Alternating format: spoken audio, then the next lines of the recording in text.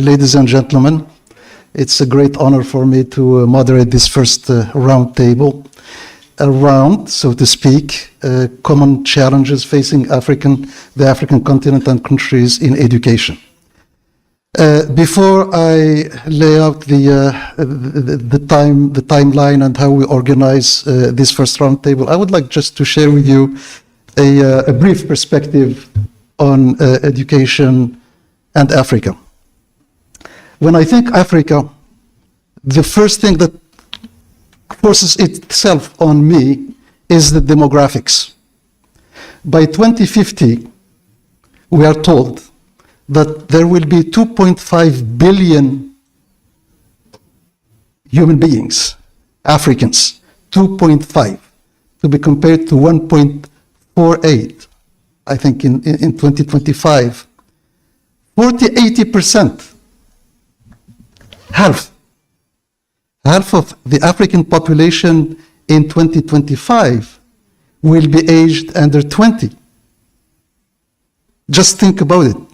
Let's let it sink. This means that either we find a way to make this a good news and make the youth of our continent into what economists call, and I hate the phrase, but that's the phrase they use, they call it demographic dividend. So either we make it a demographic dividend or a demographic bomb. And we have to choose. We have to choose what we want for the continent in 2050. It's very important that we start from this major, I think, demographic fact, because that has immediate implications for our educational systems. To make our youth into demographic dividend, to turn our youth into demographic dividend, our educational systems will have to play a major role. Otherwise, which other system might play that role? So education is really, I dare use the word, education is existential for us. And improving access and quality to education is indeed existential. So I have to stop here because I am not a speaker today, I'm a mere moderator. But we are fortunate to have distinguished representatives of several African countries who are here today with us and who will share with us their experience as heads of consultative, and some of them are not only consultative, but also executive bodies in their respective countries. And we'll create a conversation with them. Initially we were supposed to have 8 speakers. We have to excuse Mr. Edward Kozi of Rwanda. He has some logistical issues. He couldn't make it to Rabat today. He will be here tomorrow, and you will have a chance to listen to him. So that leaves us with 7 speakers, but that's still 7 speakers. And there's no way that we can basically throw at you 7 presentations in a row. So we will have to break that into halves to keep you awake, to keep you engaged. We are breaking this roundtable into halves. We will have an Anglophone segment, a first Anglophone segment, followed by its Q&A. And then our Francophone colleagues will take the floor and we do the second half. How does this sound to you? Do we have a plan?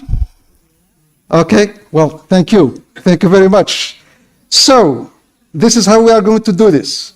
I will call on our distinguished speakers in turn. And when I call on you, gentlemen, please come to the podium, deliver your presentation, and then I will be happy to have you with me. So we complete the first round table, the first half, we do the Q&A, then you go back to your seats, and then we do the second half. All right, so we are very fortunate to start with Mr. Salisu Shehu from Nigeria. You will all have to excuse me for not being able to read your resumes.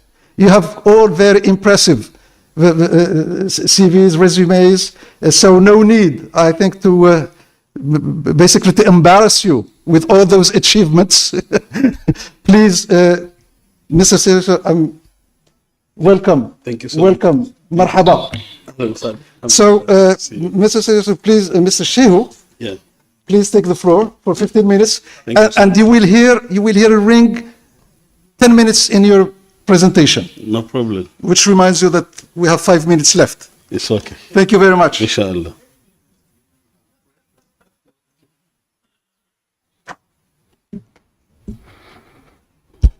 أعوذ بالله من الشيطان الرجيم بسم الله الرحمن الرحيم. The moderator of this session, distinguished participants in this very important conference, ladies and gentlemen, Assalamu alaikum wa rahmatullahi wa barakatuh. Good morning to you all. My presentation is focused on the educational reforms in Nigeria and the role of the NERDC. The NERDC is the Nigerian Educational Research and Development Council, which is a governmental body that I head as its executive secretary. So I'm going to focus on how this council champions the reform in education in Nigeria. We first of all begin by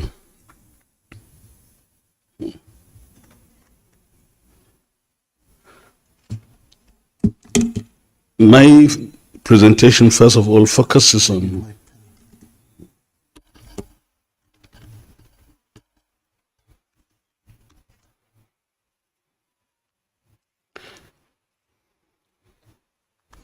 okay, it works. My presentation first of all begins, oh, this has jumped to, I don't think we can use this because it has jumped to about the 10th slide.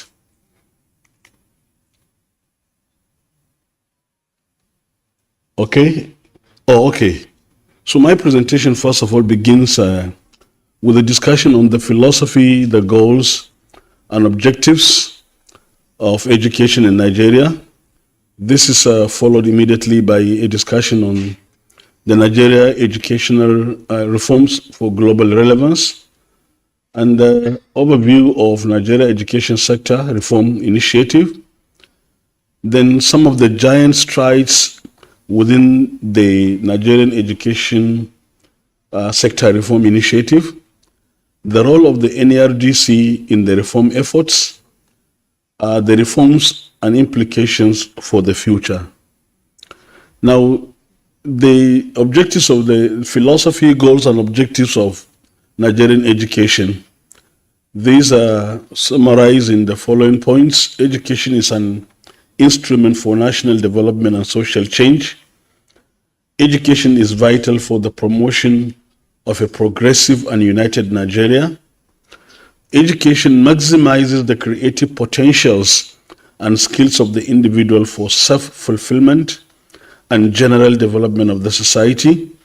Education is compulsory and a right of every Nigerian, irrespective of gender, social status, religion, ethnic background, and any peculiar individual challenges.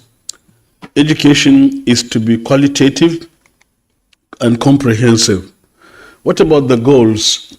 The goals of education in Nigeria are development of the individual into a morally sound, patriotic, and effective citizen, total integration of the individual into the immediate community, the Nigerian society, and the world in general, provision of equal access to qualitative educational opportunities for all citizens at all levels of education within and outside the formal school system, inculcation of national consciousness, values, and national unity, development of appropriate skills, mental, physical, and social abilities and competencies to empower the individual to live in and contribute positively to the society. Now, the education system in Nigeria is structured as follows. There is, first of all, the early child care development education, which is 0 to 5 years. Then there is a 1-year pre-primary education. This is followed by 6 years of primary education, and then 3 years of junior secondary education, and 3 years of senior secondary school. And this is followed by 4 or 5 years of tertiary or higher education. Education up to the junior secondary is referred to as basic education in Nigeria. And the basic education structure also includes adult and non-formal education. And there is also the Tsangaya education. What is Tsangaya education? Tsangaya education is the Quranic education where children go to Quranic schools that are not necessarily integrated with the formal education system. And then there is also the education for out-of-school children and youth. For some reasons, there are some young children of school-going age that are not in school, but the system, targets them and ensures that even though out of school, they should be educated. So the Nigeria education reforms for global relevance. One of the strategic agenda of the current leadership in Nigeria is to achieve a total overhaul of the education sector to achieve national economic and social transformation. The agenda, therefore, also seeks to build a strong human capital base for global competitiveness.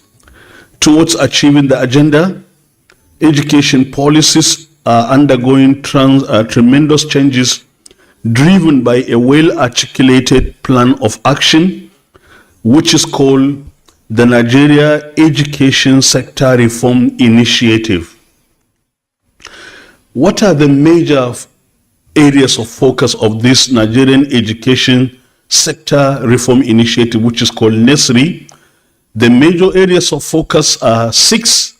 These we call as our priority areas. The first one is science, technology, engineering, mathematics, and medical sciences. Then technical and vocational education training, that is vocational training in collaboration with partners and the private sector.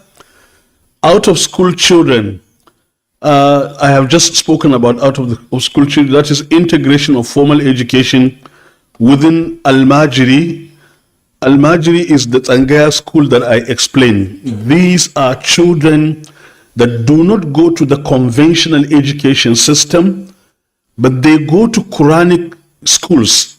And in the Quranic schools, the only syllabus in the Quranic school is just studying the Quran. They don't study anything except the Quran. By the time they would have completed the study of the Quran, they will be able to read the Quran perfectly and even sometimes memorize it, but they may not have numerical and a capacity. They cannot read and write in English, for example. And then there is what is called the IQTA. These are new schools that have sprung up. They are called Integrated Quranic and Tsangaya Education. These are schools, there are now the Quranic schools into which numeracy and literacy have been integrated, and that is they're called IQTE. Now, there is focus also on girl child education to increase access and improve literacy, numeracy for the girl child. And then it is believed that without quality data, you cannot make good policies. And therefore, data and digitalization is one of the focus of the reform. Build robust data architecture and strengthen education management information system. And finally, education quality assurance. This is focus especially on teacher production because no education system can rise above the quality of teachers. Therefore, when you talk about quality of education, you must first of all and primarily target the teachers and how to develop them and to ensure their professionalization. So some of the giant strides that have been recorded within the Nigerian education sector renewal initiative include data and digitalization, development and operation of the National Education Repository and Data Bank, that is NERD system. The system will serve as a central digital bank for the education sector for the collection, organization, coordination, distribution, preservation, and verification of Nigeria's intellectual and academic outputs and credentials from the nation's tertiary institutions. The innovation is transforming the integrity of the education system.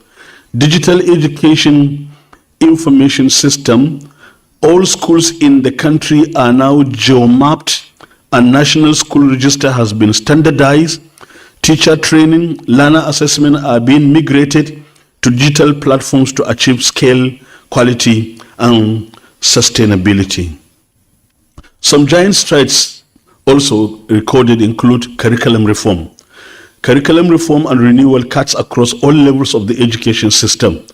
So curriculum reforms for basic education, senior secondary education, and technical education are driven by the core objective of making education functional and skills-oriented through transition to competency and outcome-based curriculum. We have just undertaken a reform of the review of the basic education curriculum. Right now, as I'm speaking, we're about to complete the review of the senior secondary school curriculum, and the focus of the review is anchored on developing 21st century skill. Therefore, the curriculum review is based on competency-based, outcome-based development of creative and critical thinking in children and inculcating in the children problem-solving orientation. And in the artificial intelligence time now, you don't talk about just problem-solving, but also problem-posing. How would children pose problem and hypothesize solution to those problems? You don't wait in the world today for a problem to come. Before you address it, you pose the problem, hypothesize the problem, and try to get, how to solve it even before it happens. This is in the artificial intelligence era. So key features and elements of the new curriculum include full integration of 21st century skills, discipline-specific skills, and total migration to learner-centered delivery. This is about techno-pedagogy, digi-pedagogy, as the case may be. And then quality education for out-of-school children. We have institutionalized for targeting the out-of-school children especially. We have institutionalized and implemented accelerated basic education program to quality and equivalent basic education for overage out-of-school children and youth. Some of the children have already gone overage, thank you, and therefore you cannot subject them into 6-year primary. They are already either above 13, 15. So we have developed the ABEF, where the total learning for 6 years is condensed to be taught in 3 years, targeting especially this category of children. And we have also instituted a program for promoting technical and vocational education and policy formulation for sustainable educational development. I can see that my time is almost getting out. What is the role of the NERDC in the reform efforts? The NERDC is an agency of the federal government of Nigeria regarded as the think tank of Nigeria education, given its mandate and functions. And what are its mandates? The core mandates of the council are to develop curriculum at all levels of education, book and instructional materials development, language development, and conduct of educational research for public policy. Each of these mandates have series of functions that affect all aspects of education delivery, both in policy formulation and implementation. Therefore, the NERDC's role occupy a strategic position in the Nigeria Education Reform Initiative. Specifically, the NERDC anchored the curriculum reform and renewal initiative. The Council is providing policy reform advisory roles and technical support in the policy reform initiatives. NERDC also developed the accelerated basic education curriculum, which I have just spoken about, for coverage of out-of-school children and youth. You would need to know that Nigeria, as you might have been hearing in the news, has a lot of challenges in terms of insecurity. The Boko Haram insurgency, which has been responsible for displacing a number of communities, and now the phenomenon of kidnapping and banditry in the northwest, there is the IPOP in the southeast. There are a number of displaced communities all over the country, and this displacement has created dislocation for children that are going to school. But you need to provide education to these children even within the circumstances of displacement, and that is why the accelerated basic education curriculum comes handy. The Council is spearheading reform in the book sector to achieve quality and align instruction to the competence and outcome base. I think this has given us a gist of what we've been doing. Nigeria is committed to shared learning and collaboration. Strength provide a strong foundation for growth. Areas of improvement present opportunities for mutual engagement. NERDC is open for collaboration and partnership with organizations of similar responsibilities in other African countries and beyond. Thank you so much for listening. Thank you very much, Mr. Shehu. Thank you very much for a dense, rich, and I expect questions about the reform initiative and the council. Please join me. Please join me here. I think you are to my left. Thank you so much. Right. Thank you very much. Thank you. Oh, right. Sorry. You are my right hand today. Thank you so much. Thank you. Thank you. Thank you very much. Now we have Mrs. Ambumulir Firi from Malawi online. Please say it again in the mic. It's Ambumulire. Yes. You said it. Thank you very much. Much appreciated. And she is online. She is online with us. She couldn't make it. She had some practical challenges. So I see her on the screen behind me. You are very welcome.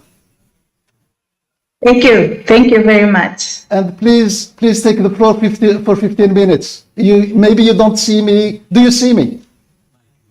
Yes, I'm able to see you. I'm wondering if my presentation can be uploaded. We have the presentation. We have you on the big screen, and we try to get you and your presentation on split screens. So are we? C'est faisable? C'est bon? You may share your screen. Okay. You may share your screen. Are you on Teams? I'm on Zoom. Let me Zoom. try. You can share your screen, and then we see the presentation on the screen here. Sure.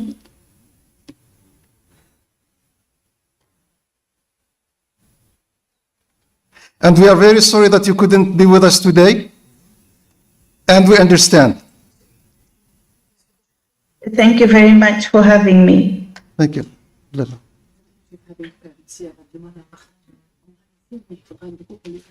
Okay, so if you can't share your screen, we have the option here to basically to scroll through your presentation. You just say next slide, and then we go to the next slide. That, then. Thank you very much. So we are going to put this the presentation on the screen, and then I hand to you. Thank you very much. You're welcome. Good morning, distinguished delegates, colleagues, ladies and gentlemen.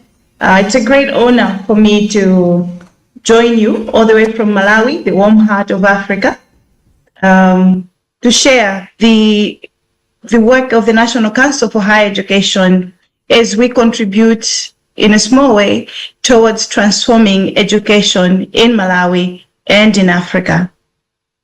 Next slide.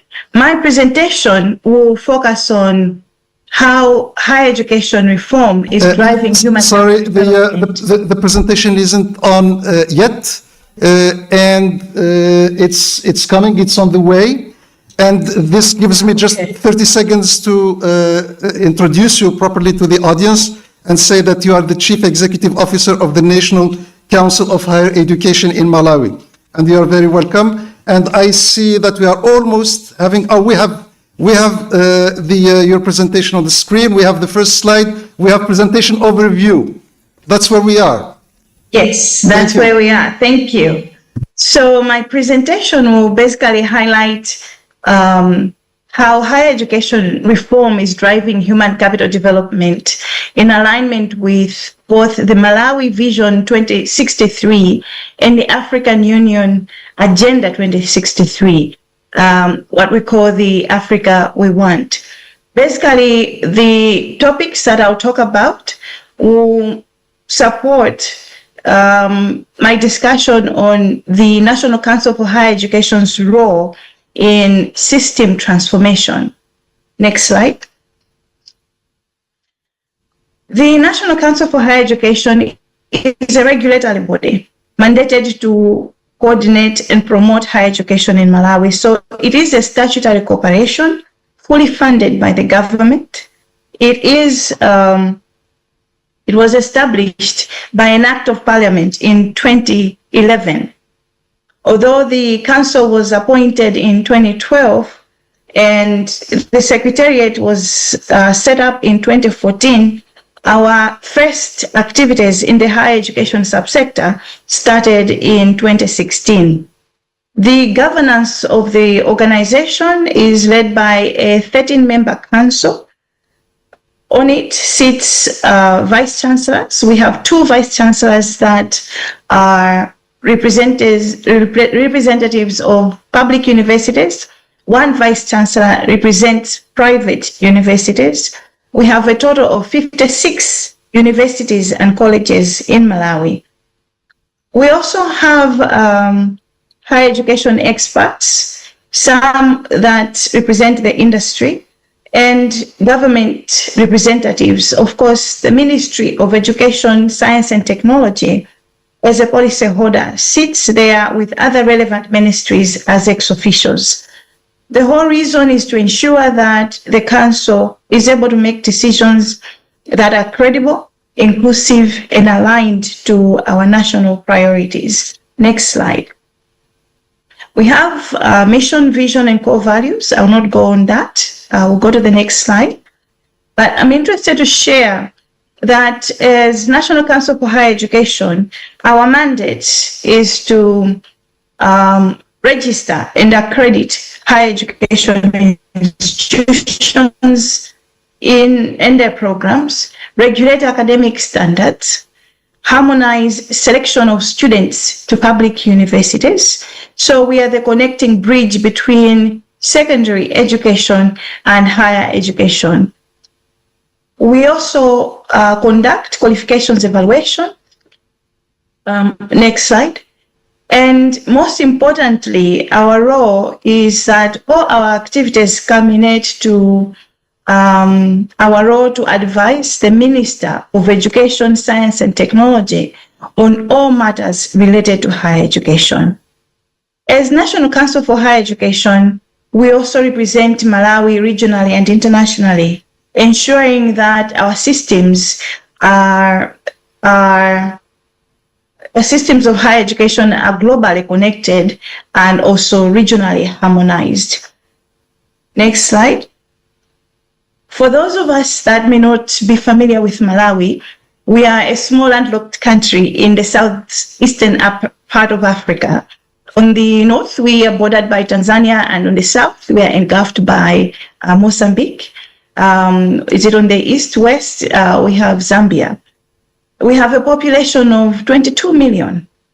And interestingly, the moderator talked about the young generation that we have. In Malawi, 60% of the citizens are under the age of 25. That creates both pressure and opportunities for higher education. And therefore, the government of Malawi has prioritized education to focus on increasing access, ensuring quality and relevance of our programs. And therefore, in higher education, as we regulate higher education, our goals are mainly, and reforms are mainly to ensure that our graduates acquire relevant skills for national development.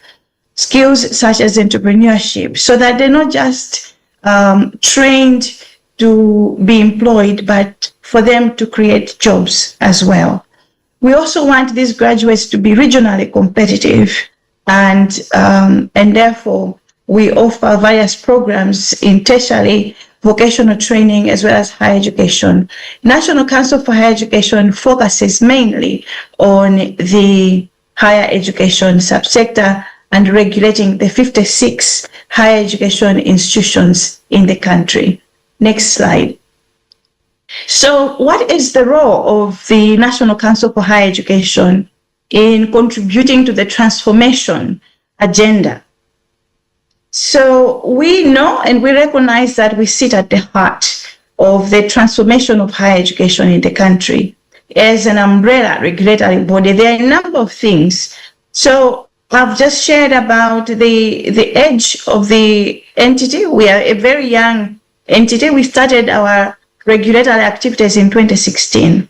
So our priorities the past years have been to see that we strengthen the internal quality assurance system within the organization, to make sure that what we do really aligns with what's happening in the region, on the continent, but also internationally. We were privileged in 2024 to have our agency externally reviewed.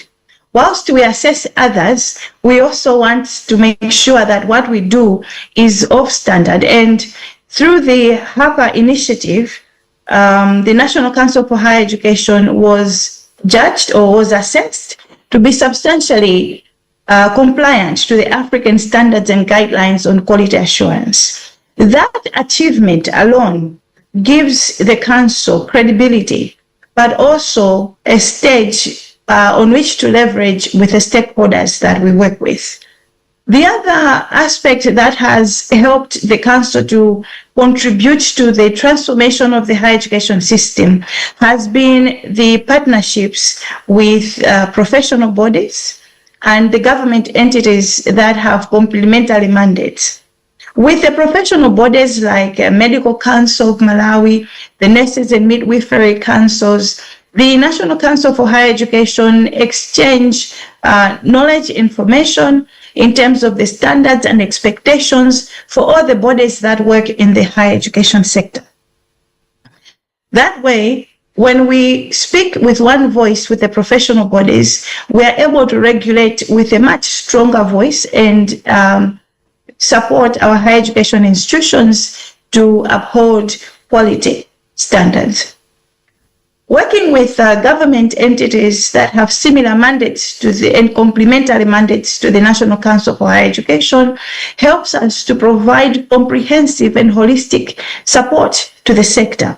I'll give an example. One of our roles and functions is to ensure that we harmonize selection of students to the universities. When we do our selection processes, we find that students who, there might be students that are very needed and requiring support. After collecting data, that data is transmitted to our sister entity, the Loans Board, which provides student loans and grants. But similarly, now that the world is changing and moving, where we had universities focusing on teaching, learning, and research, right now, teaching, learning, research, and community service, now education is moving towards Education 5.0, where industrialization and innovation are quite emphasized.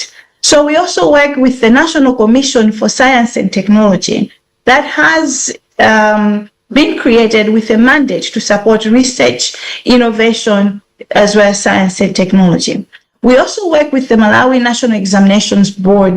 And so through our work and collaborative coordination, we are able to work together and holistically support the sector. I'll mention another aspect that has helped Malawi to National Council for Higher Education to support the higher education system transformation, and that is on digitalization of our services and making the university admission process inclusive. I will elaborate a little bit more. On the digitalization, when the National Council for Higher Education was first established in the 2016, we were doing university applications through paper-based forms, and we had a manual process. This process was very slow. It took a long time, and it was very inefficient, and it left gaps for a number of errors.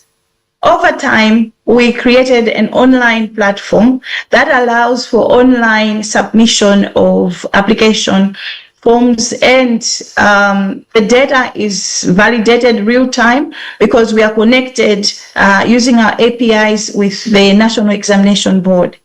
And that system alone allows for efficient, timely release of results. Now, looking at the context of Malawi, where a number of individuals live below the poverty line, we recognize that there are so many kids that live in rural areas and remote, hard-to-reach areas that would like to apply to the universities when they are eligible. So in order to not leave any child behind, taking in mind the Sustainable Development Goal number 4 on ensuring that education is inclusive, we have taken steps to utilize the existing partnerships we have with the Ministry of Education and other bodies to utilize the systems in the rural areas to create agents that work to support the kids in the villages and in the communities, so that if they don't have a tablet, if they don't have a gadget, they're able to go to a central point and they're able to make their applications anytime, any day, and they're able to make payments for the application to the university without having to travel long distances to submit the applications. This has been quite transformative. When we started, we thought that this would not work. In 2021, the total number of applicants to the universities was 15,000. But as of last year, our cycle had recorded over 24,000 candidates applying, showing that the system is working, it's transformative, and we are reaching out to even to those that are unreachable. We have gone beyond that and looked at students that have disabilities, and they did not have record of information to support admission to universities, as well as providing appropriate support for them. With the system that we've created, we work with the health sector to have a multidisciplinary team that supports these individuals to have assessment data that is provided to the universities so that they can determine appropriate accommodations and appropriate support for their university admission. All these initiatives have been transformative. Not only have we worked in the country, we have also worked with bodies within the region through networking and collaboration. Malawi is a member of the Southern Africa Quality Assurance Network, SAQUAN, in short. This is a regulatory body for quality assurance bodies within the region, but we are also a member of the Qualifications Verification Network within the same region. We work with these bodies to exchange information for capacity building for our staff, but also for the stakeholders, particularly in the higher education sector. We exchange expertise. We are able to strengthen strengthen our services by utilizing the services and the resources that are available within the region. I would also like to say that we have managed to strengthen our quality assurance tools because of opportunities to benchmark within the continent. Just last year, we had an opportunity to benchmark with the quality assurance agency in Egypt. We have managed to visit Uganda, Kenya, Zimbabwe, as well as South Africa. These are mature agencies that have supported the transformation of our quality assurance system in Malawi and enabling us to move further. Right now, we are working on development of a quality assurance management information system so that we can have a hybrid quality assurance system for assessing our institutions, but also managing the data. However, moving to the next slide, progress has not been without challenges. Currently in Malawi, one of the major bottlenecks in regulation, but also qualification verification, is the delay in finalizing the development of the Malawi qualifications framework. We also have a challenge in terms of persistent gender gaps, as we see a lot of female students not being represented in the STEM fields. We have seen fragmented data environments, limiting evidence-based planning and decision-making. But also, I talked about Education 5.0.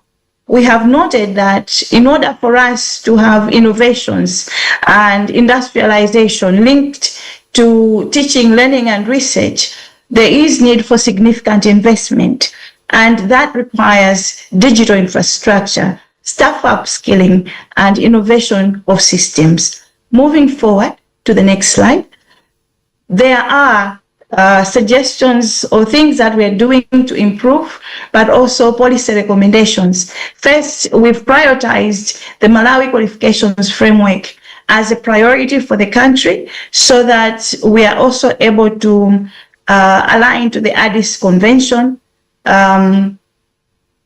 We are working on strengthening the digital systems.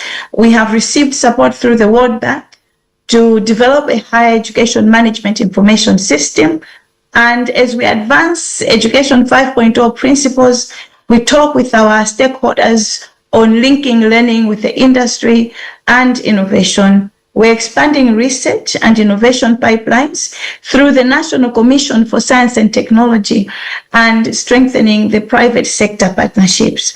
We also have various interventions to promote gender equity during enrollment. So we ensure that we follow the 50-50 representation, and the National Gender Policy for Malawi mandates that we make sure that at least for any enrollment, we should have a minimum of 40% females and 60% males, and we try to meet that requirement every year. We also see that regional collaboration for sharing learning and research is also critical, and we hope that this forum today will promote that. We are thankful for Morocco for inviting and including the National Council for Higher Education to be part of this discussion. As I conclude, as a last slide, Malawi's experience shows that regulatory bodies can be powerful catalysts for higher education transformation when equipped with strong systems, when there are partnerships and aligned policies. So Malawi is committed to learning from its peers, fostering regional cooperation, and building a higher education system that truly supports the national and continental development. I thank you all for your attention, and I look forward to hearing from you on how we can collaborate to support the transformation of higher education systems in Africa. Thank you very much, Mrs. Ambu Muliri now. Is it good? And please, yes, please stay online in case there are some questions to you. Will you be able to stay online? Yes, I will. Thank you. Thank you very much. And we end this first round with Mr. Charles Kihampa, Executive Secretary of the Tanzanian Commission for Universities. Please come forward.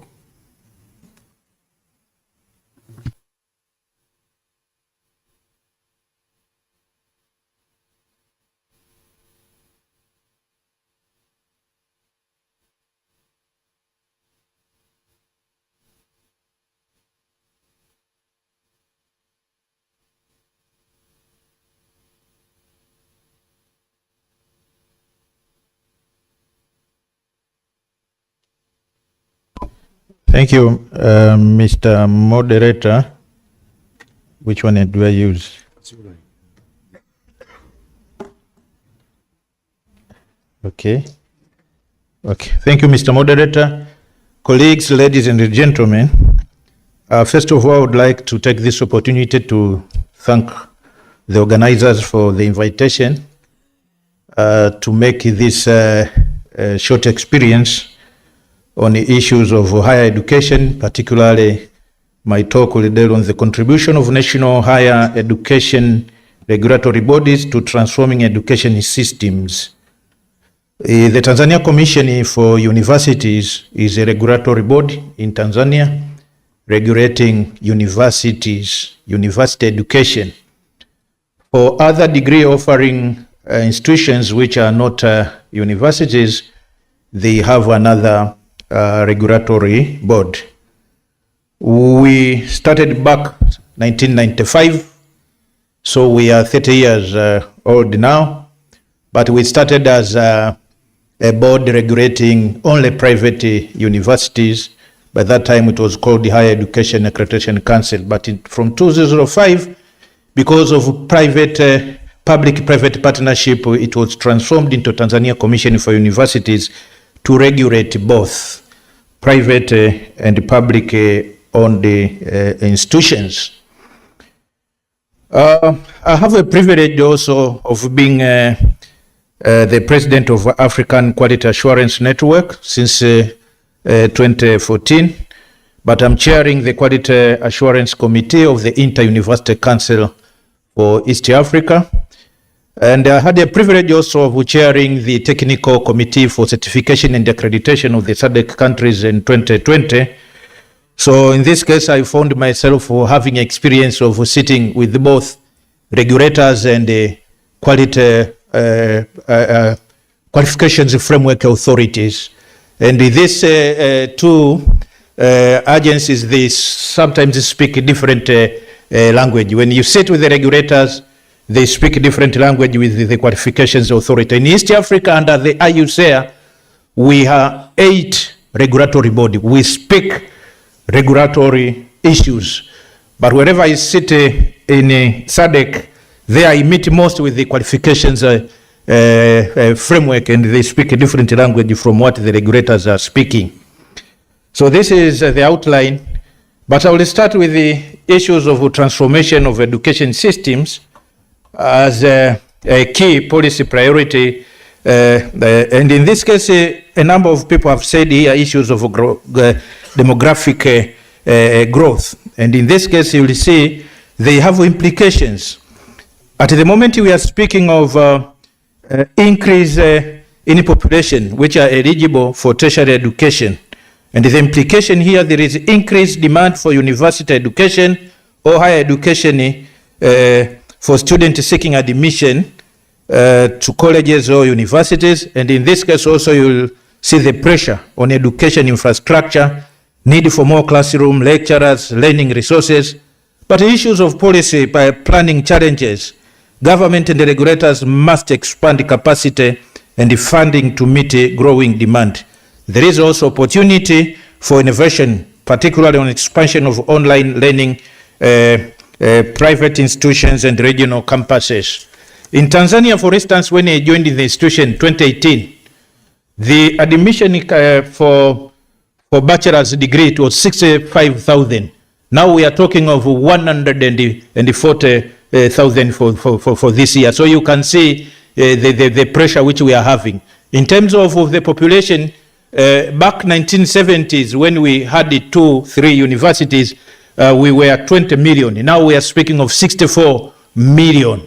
So you'll see the pressure which we are having. But also on issues of labor market, you will see now the skills, knowledge, and the qualification that employers want has changed tremendous. I was looking at the age profile in this audience here, and I see that we are at a different age profile. There are those who were born before computers. There are those who went with the computers. Probably we have the generation which nowadays, particularly in East Africa, we are talking much of the Gen Z.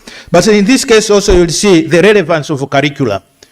Throughout the years which have participated in different regions, people are talking of the relevance of a curriculum, and we have been changing the curriculum here and there. But also the graduate employability. Higher education are supposed to produce graduates which can effectively contribute to economy, not just to hold the certificates.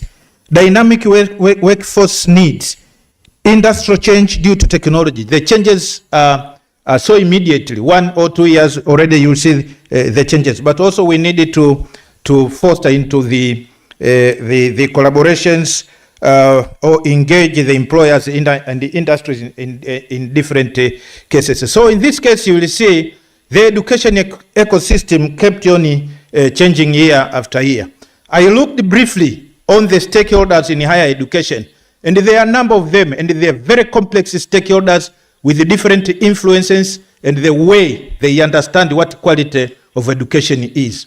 Throughout the 8 years I've been working as a regulator, it is the time when I realize when you talk of the quality education, essentially it doesn't exist.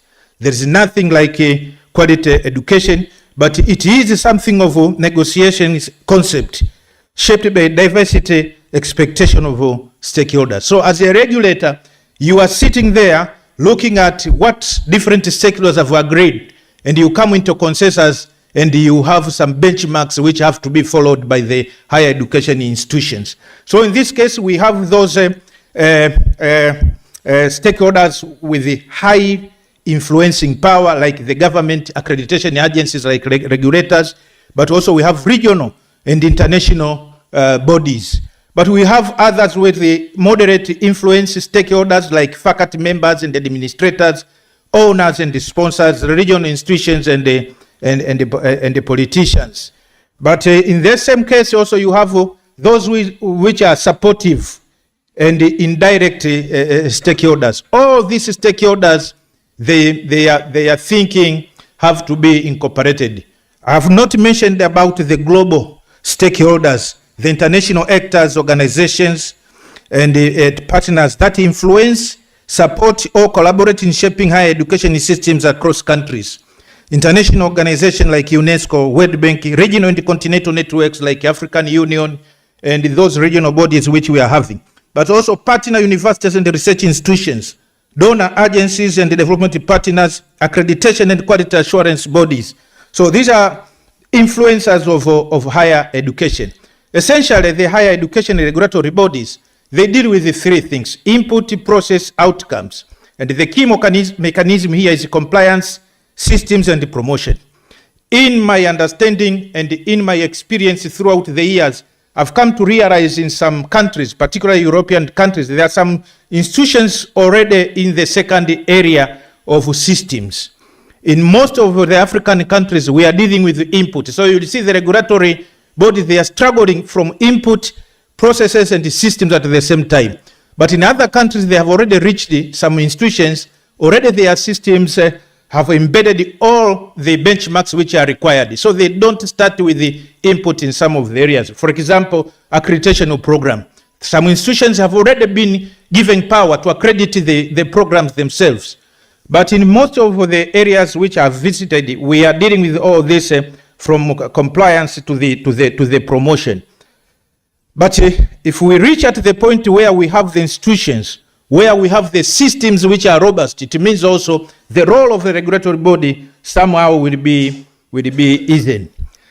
I've also looked at the quality assurance scope in Africa, overview of 4 African regions: the East African, we have Inter-University Council for East Africa, where we have 80 countries and 8 regulatory bodies are meeting. Southern Africa, SADC. Tanzania, geographically we are in East Africa, but because of the political aspect also, we are sitting under the SADC countries. So you will see all these qualifications, the framework which we are having in our institution, we have been integrated all this in our system. In the continental mechanism, we have like the African Standard and Guidelines for Quality Assurance in higher education. So Tanzania Commission for Universities, it has integrated all the systems, the benchmarks which we are having with all these regional qualifications, the framework or regulatory board. So the East Africa part we have incorporated, and we have incorporated also the SADC countries and the African Union as well. And this is important, particularly nowadays when we are talking of issues of internationalization, where the student will be able to move here and there. We all witness some of the challenges of unrest when it happens in some places. Particularly, you can remember even during the COVID-19, where our people had to return back home and they had to continue with the studies in higher education, the challenges that we went through. But those who are studying abroad, when they come back, we have to do the recognition. So these are some of the trick, and we have to ensure that we integrate with this regional benchmarks.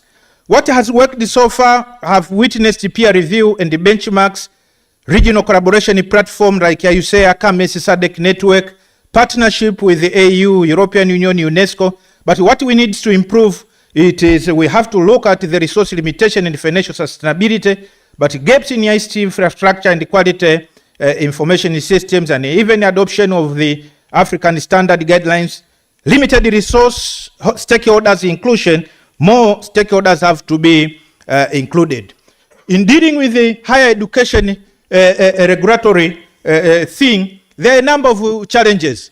Sometimes when you are rolling this big load up the ladder, you will have to retreat. You will have to run away when we are trying to ensure that the stakeholders agreement is the institution meet with the stakeholders agreement, because sometimes there will be resistance here and there. But also there is political and bureaucratic differences between countries, institutional autonomy. You may think you have autonomy, but sometimes you will see some other stakeholders, they have bigger power. So sometimes you have to retreat and ensure that you reach into consensus. Language and culture diversity across regional, balancing expansion of access with maintaining quality. The government has the role of to ensuring that all the people get education. So in this case, with the demographic increase, these are some of the challenges all higher education regulatory authority they are normally facing. The way forward in this, in my perception, is to strengthen collaboration and trust among quality assurance bodies, particularly when it comes issues of recognition of qualifications from one country to the other. The issue of trust is very important, and this can only be possible if we integrate our benchmarks with the benchmarks which I have just mentioned at the regional level, the African continent, but within outside the African continent. Institutionalizing mutual recognition agreement, developing continental databases for quality assurance, investing in capacity development of quality assurance professionals, fostering of peer reviews, securing sustainable financing models for quality assurance, linking African quality assurance with the global frameworks while protecting regional identity. So, in my finalization, I will say growing student mobility, cross-border programs, and the labor market demand require harmonized quality assurance framework. And these are some of the big challenges that regulatory bodies are facing. Our regulatory bodies in Tanzania, we do both work of the qualification authority and the regulatory part. We do recognition of award obtained outside the country. And this is stipulated in the act. You will not be allowed to work in Tanzania unless we recognize. And you do remember some institutions outside, maybe they are not recognized by the bodies where they are. So these are some of the places, and we have to ensure that we provide education which will allow mobility of students, but also to allow mobility of staff and graduate. Quality assurance is key to credibility, mobility, and competitiveness in higher education. Regional quality assurance framework aim to harmonize standards and foster trust. I will underline here trust. Trust is very important. Setting clear priorities and fostering cooperation are key to building synergies in quality assurance framework. Thank you, Mr. Moderator. Thank you very much. Thank you very much for sparing us 20 seconds. Thank you. 20 seconds. 20 seconds. We say 20 seconds. Thank you very much. Please join me here. So, we see that I started by saying that the one thing that strikes me about Africa is demographics, and the second thing is our incredible diversity. And hopefully we will find some ways to make that diversity a development lever, but that's a different question. If I may, les collègues membres du Conseil, si vous me permettez, en votre nom, j'aimerais poser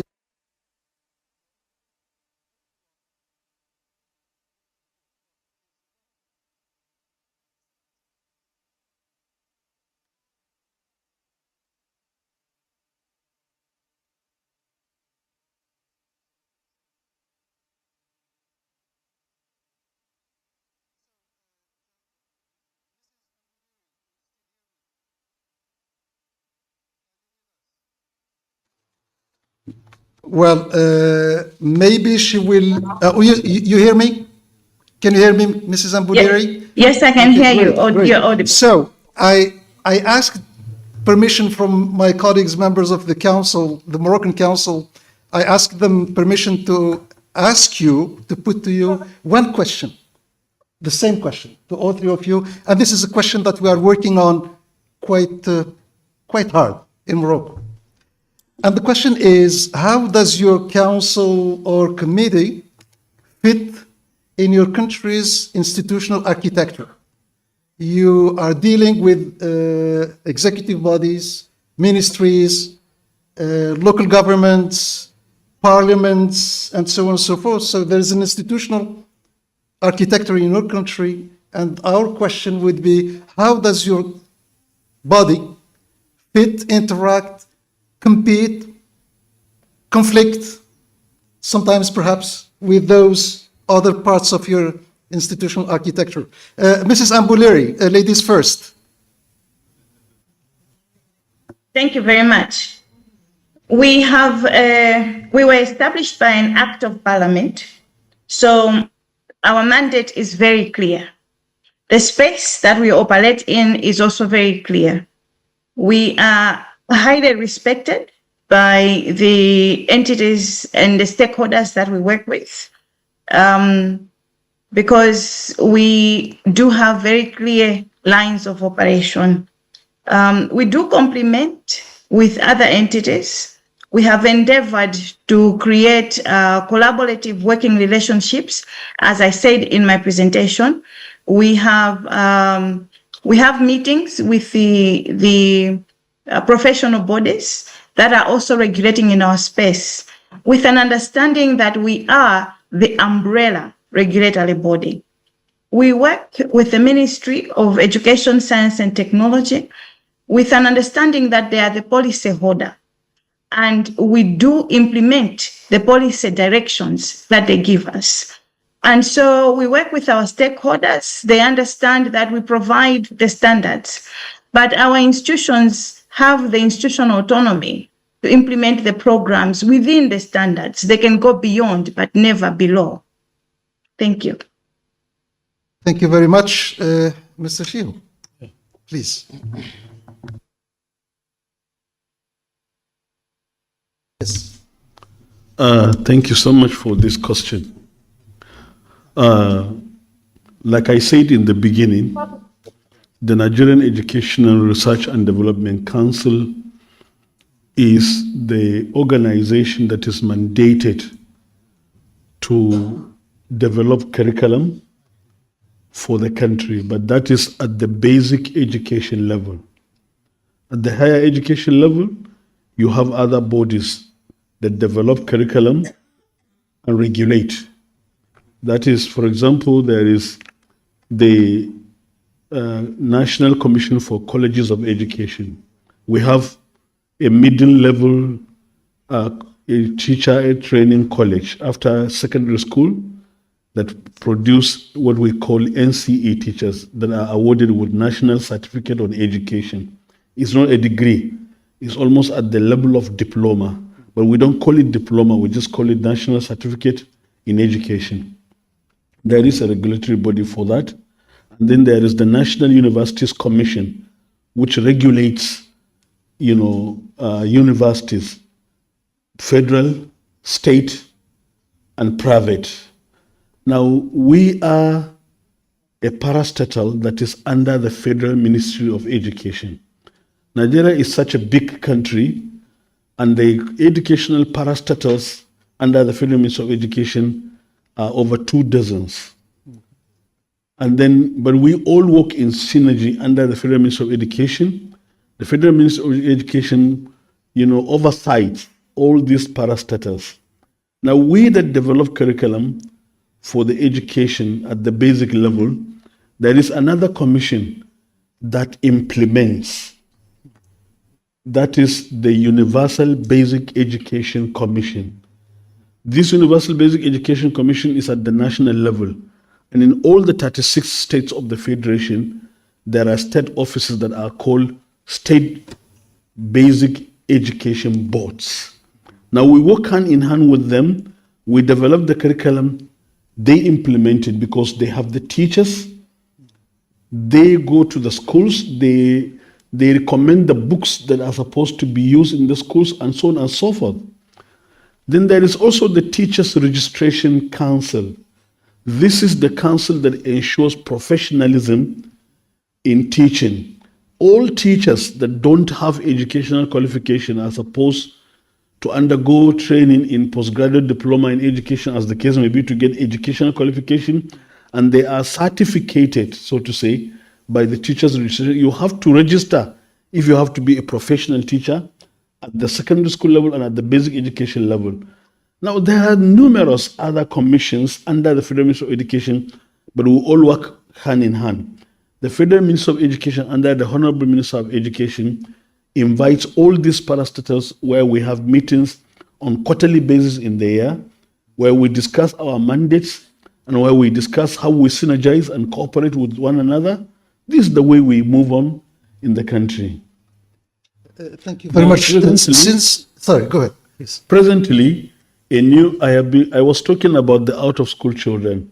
Only recently, just about 3 years ago, another commission that is called National Commission for the Al-Majiri, which I talk about, and out-of-school children.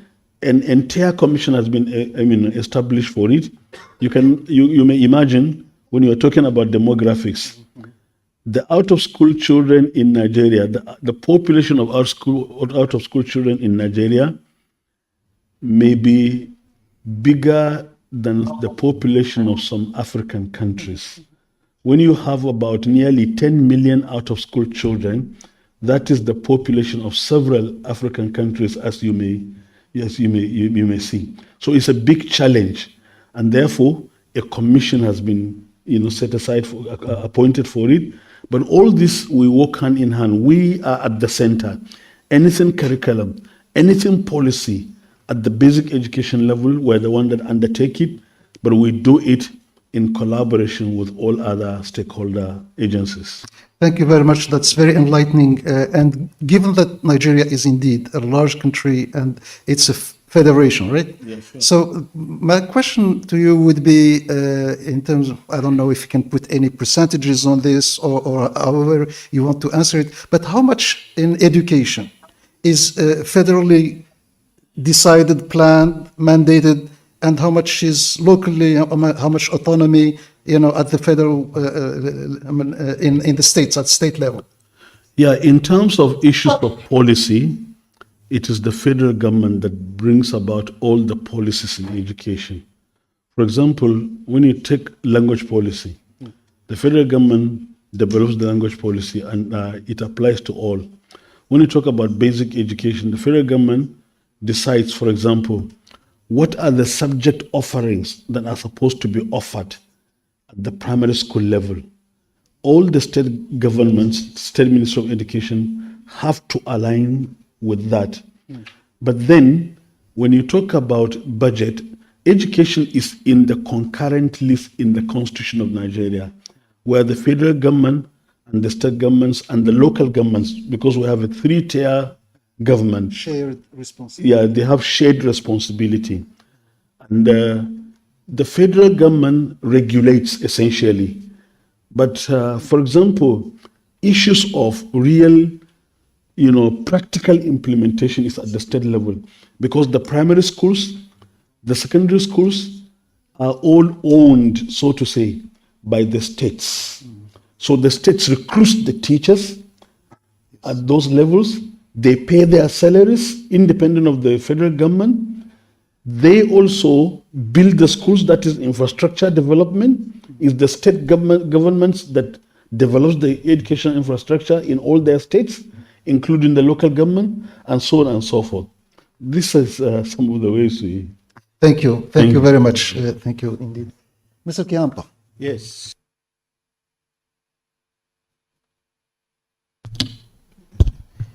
Yeah, thank you very much. And if I got the question very well. In Tanzania, the education is under the Ministry of Education, Science and Technology.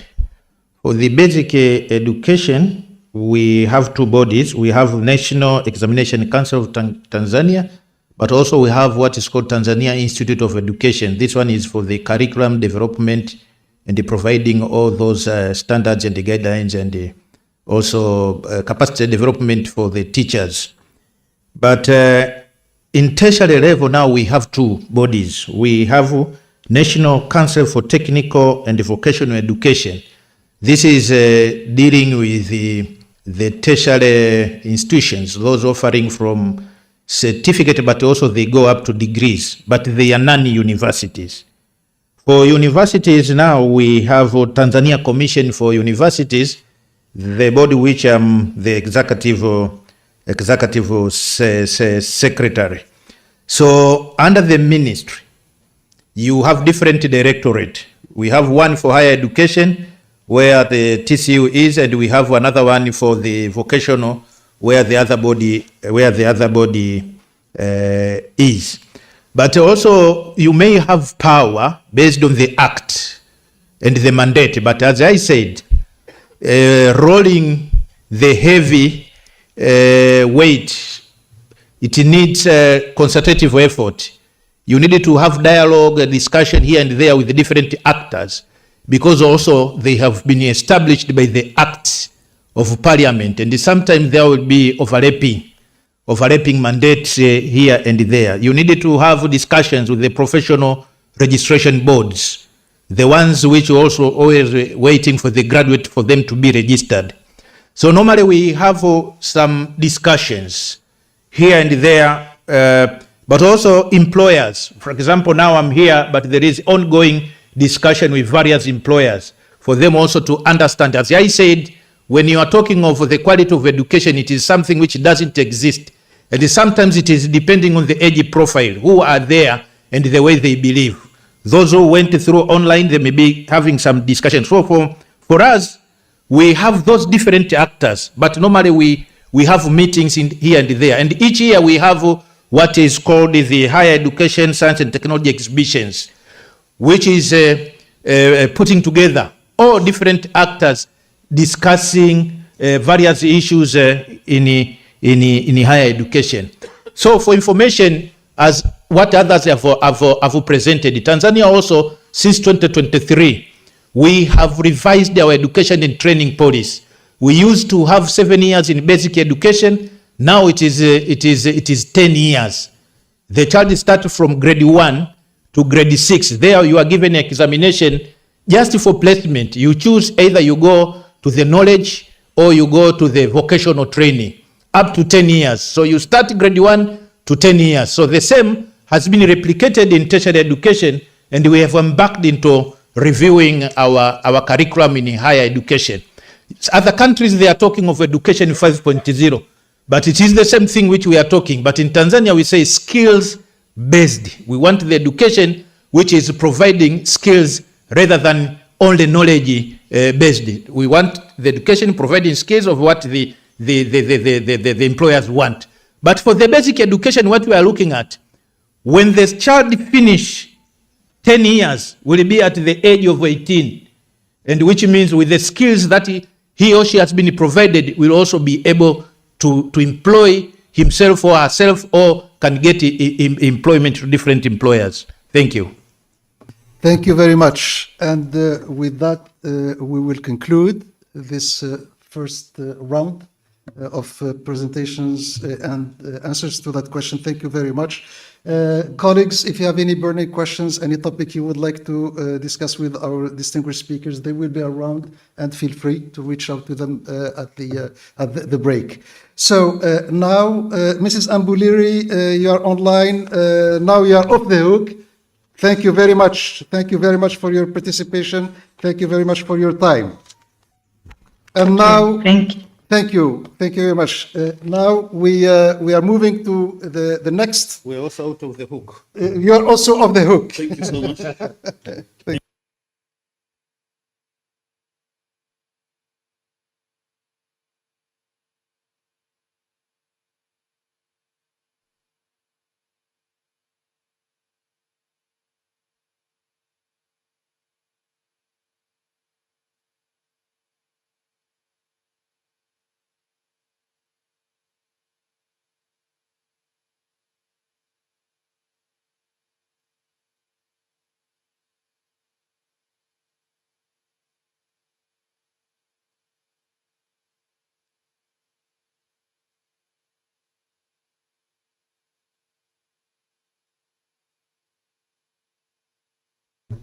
J'ai le plaisir d'appeler, et il faut vraiment que je fasse très attention.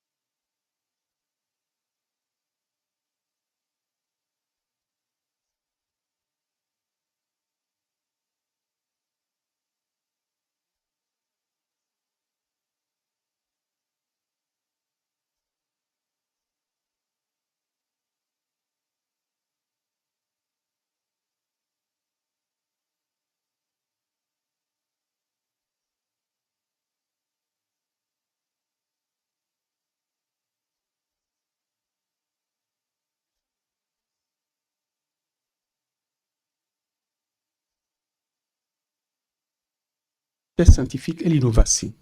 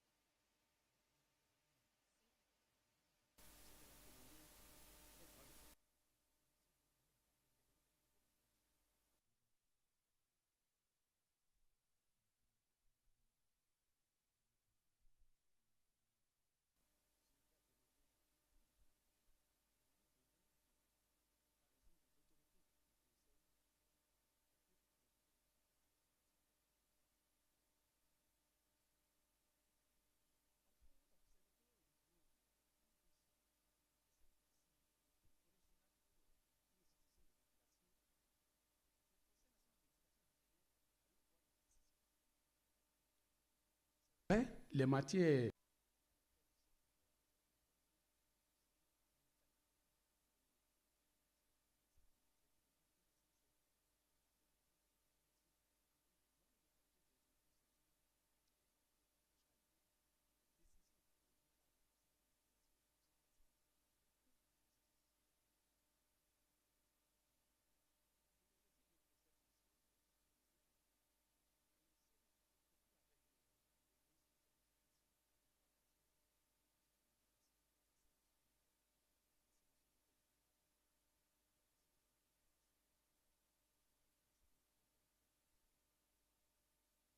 ces trois ministères se retrouvent souvent au CNE dans l'intervalle de 4 mois, on se revoit pour discuter des problèmes et des solutions à envisager.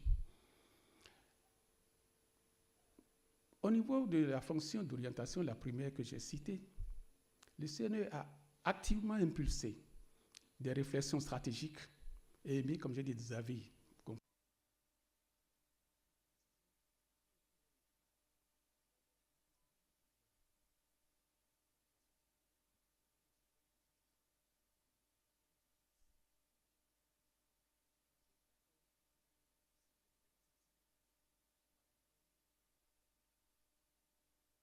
Composante globale, ou par les ministres qui sont membres du gouvernement, ou par des institutions. L'Assemblée nationale peut saisir également le CNE.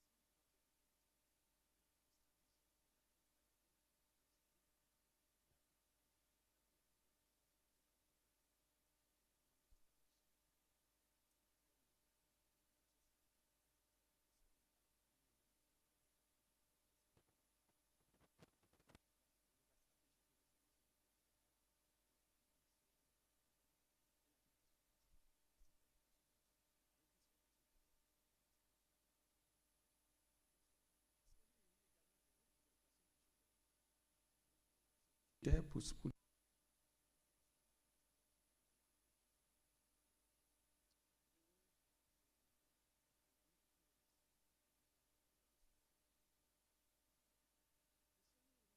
a émis un avis favorable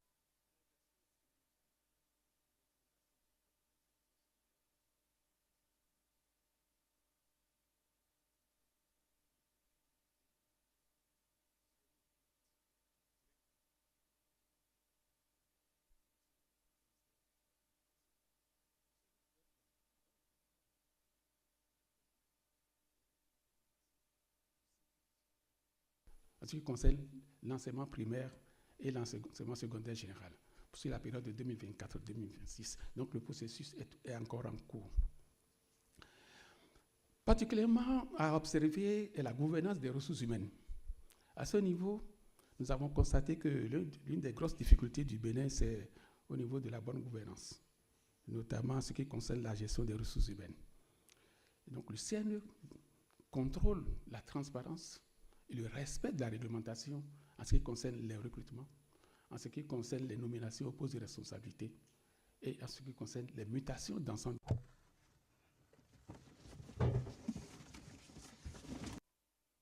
Des grands acteurs qui ont été nommés, notamment les directeurs départementaux, aussi bien au niveau des enseignements matériels primaires que des enseignements secondaires, techniques et de la formation professionnelle.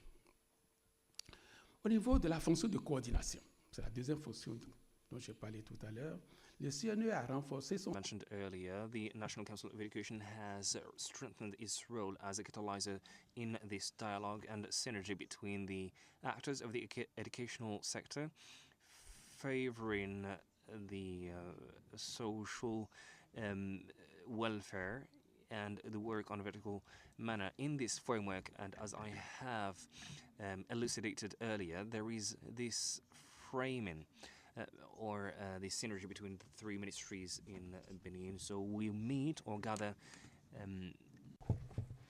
Et universitaire est préparé de commun accord avec les trois ministères sous le pilotage du Conseil national de l'éducation. Enfin, au titre de l'article 8 de notre décret portant OEF, le CNE veille à la promotion du dialogue au sein du système. Donc, nous recevons beaucoup de plaintes, nous veillons aussi à des contentieux et le CNE intervient souvent pour apporter.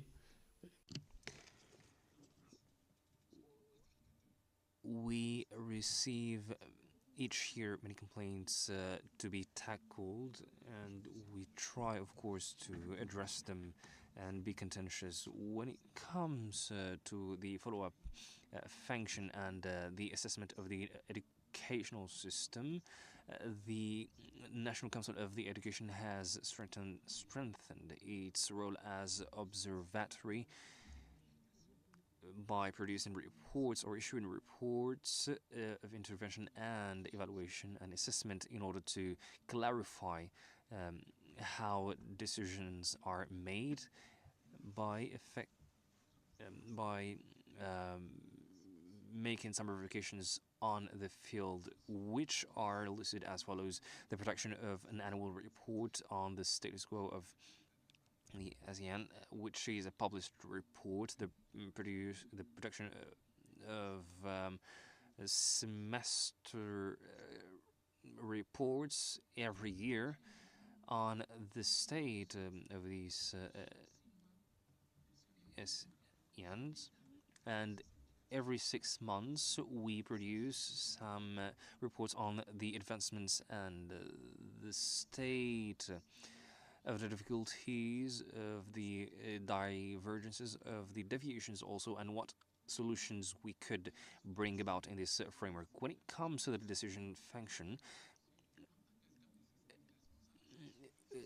as regulation, it has gathered, or it has attracted a lot of attention from the foreign opinions, especially when it comes to the role that is played by the ministry.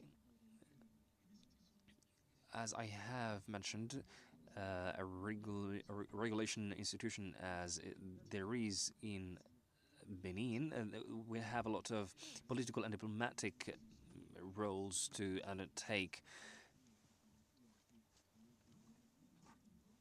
So on this level, we can see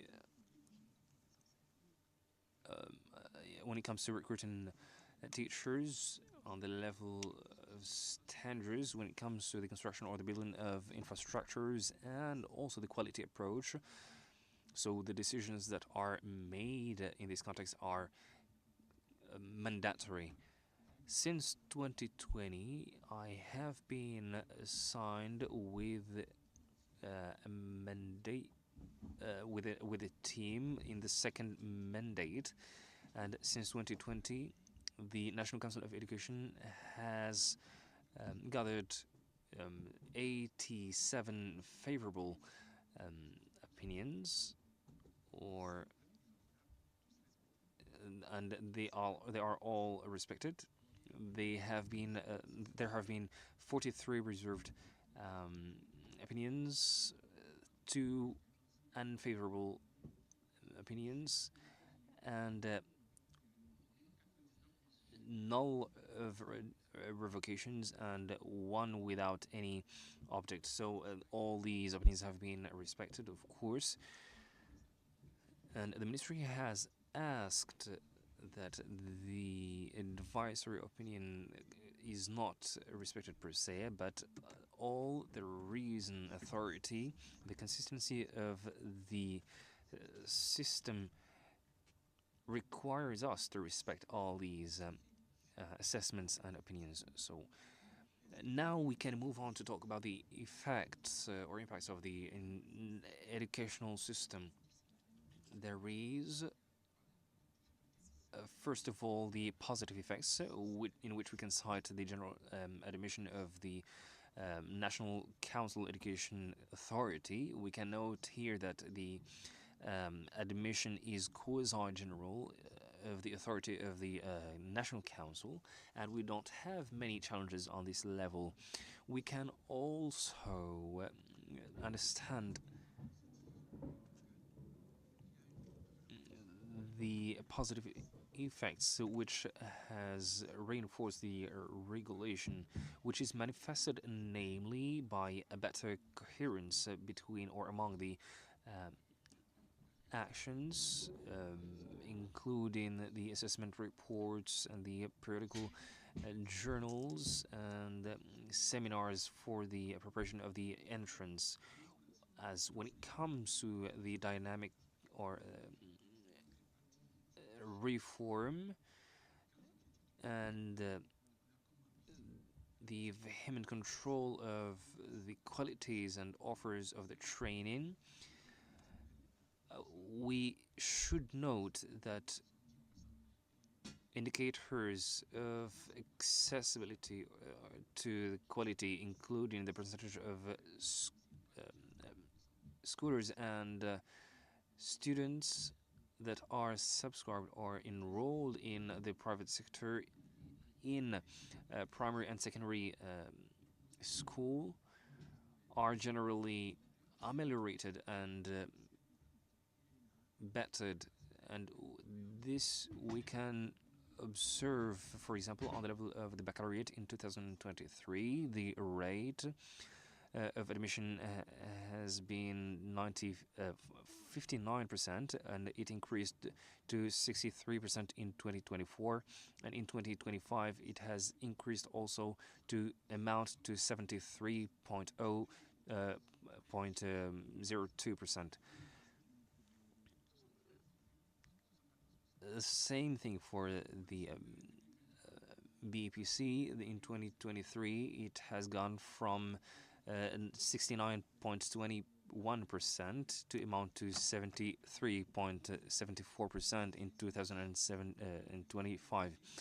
However, there are some mitigated effects. For example, in the higher education in particular, there are some deviations that remain, and they are also generic. When it comes to persistent problems, we are talking here about the lack of qualified teachers, and this is a big problem. We all know that nowadays we are trying to work on the reforms of the curricula, but there are still some work to be done in order to bring more qualified teachers, and we are working on this itinerary. Also, there is the absence of trustworthy information systems. So the statistics that we have in the system are not always trustworthy, so we have to pay attention to this. And then we have on the level of deviations, we have unfortunately a development of these cyber crimes and the violence in the school environments, and this requires some pertinent, urgent, and strong actions. And without this, we cannot, of course, envisage a better future. And I think that Benin is doing a pleasing work in this framework. Thank you so much for your attention. Thank you so much, and I invite you to join me on the stage on my left. And while listening to you, I have asked Madam the President if we have a convention with them or an agreement with them for me to apply for this new mandate in Benin. Now we have Mr. Musidi Mustafa, who is a member of the board from Benin. Also, he is a member of the board advisor in Quality and Regulation Commission of the National Council for Education. So, Mr. Mustafa, you have 10 to 15 minutes in order to go deeper in this status quo that has been addressed by Mr. Sigide. Thank you so much, Mr. Member of the jury, ladies and gentlemen, speakers. The theme of this communication is entitled The Educational System of Benin. Le plan que nous nous proposons de suivre, c'est une petite introduction, énoncer des actions qui ont été menées, présenter quelques résultats obtenus et évoquer également les défis et les perspectives, puis en venir à la conclusion. Le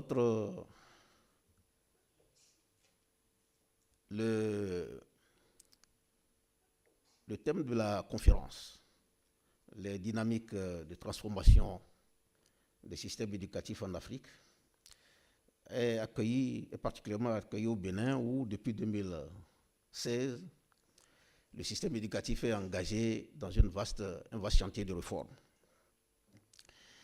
Et cette réforme a été actée parce que les gouvernants ont pensé que, et à juste titre d'ailleurs, que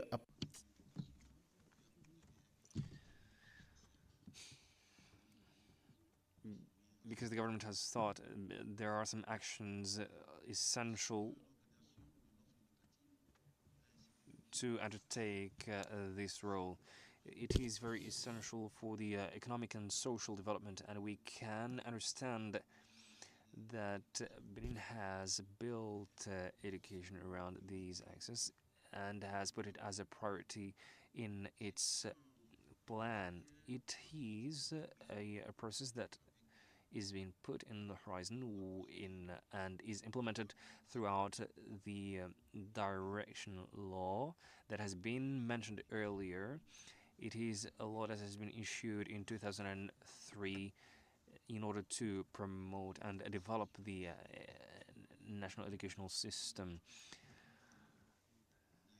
And we will apprehend in a better way the management of educational systems in the different areas of the country. Dear participants, ladies and gentlemen, the educational reform has engaged ministries of the government so that we can align with the economic and social ambitions of the country and to develop the entire sector of the educational system. And this is relying upon two axes, which are the reinforcement or the strengthening of the institutional framework and also On the institutional level, the sector has been the first target of reform in order to have an effective piloting or driving. These are actions that touch upon the renewing of the National Council of Education. It is true that it has been created or renewed since May, but this goes in line with the stipulations of the Decree 2023-411.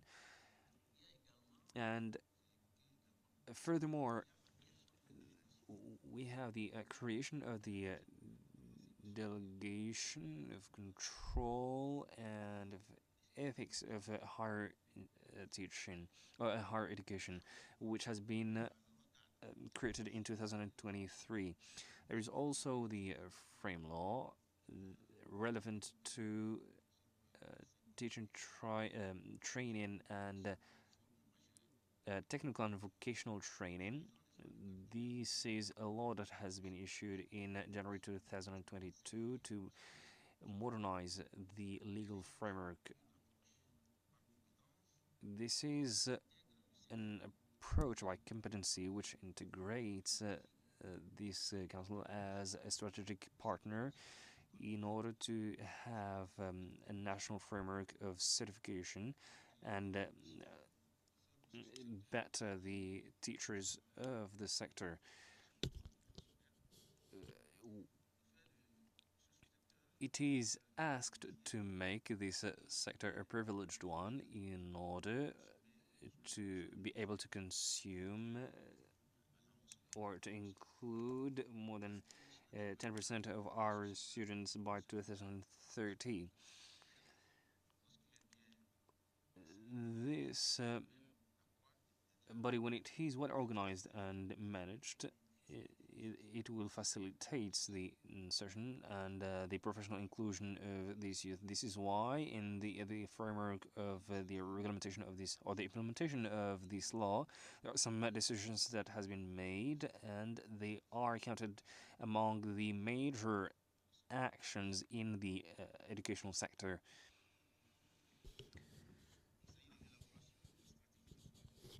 We follow this by the elaboration of the national strategy of the teaching and technical and vocational training.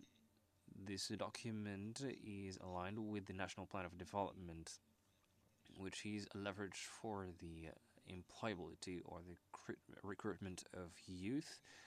And we also have another point, which is the creation of the Development and Technical Teaching Agency, which has been created in 2021, and it is the professional arm of the Education Ministry, and it is responsible for the implementation of relative projects of the development of the EFTP and the financing of this sector, and also the establishment of partnerships of the different stakeholders of the sector. There is also the reform of the university governance, and in this framework we have adopted new status type of universities in July 2021. It is an experience that has been undertaken with the primary and secondary school, and which enables us nowadays to set and to select after the applications the qualified teachers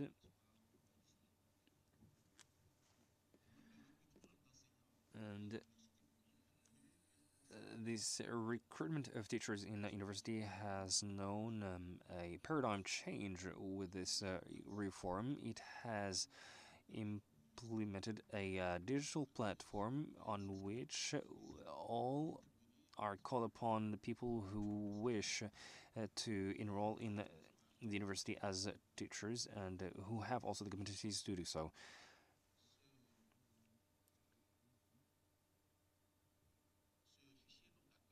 So this file comprises the applications, and the candidates that are selected, they will submit a test, and only those that are taken after the final test are kept for as final candidates or final recruitees. When it comes to the functional plan, we have a better financing, and a part of the national budget has allocated to the educational sector a remarkable evolution, and it has known an increase of the budget by 24% to in 2025, and there is also the point that is relevant to the infrastructures and equipments, in which we build and rehabilitate the university venues, the pedagogical infrastructures,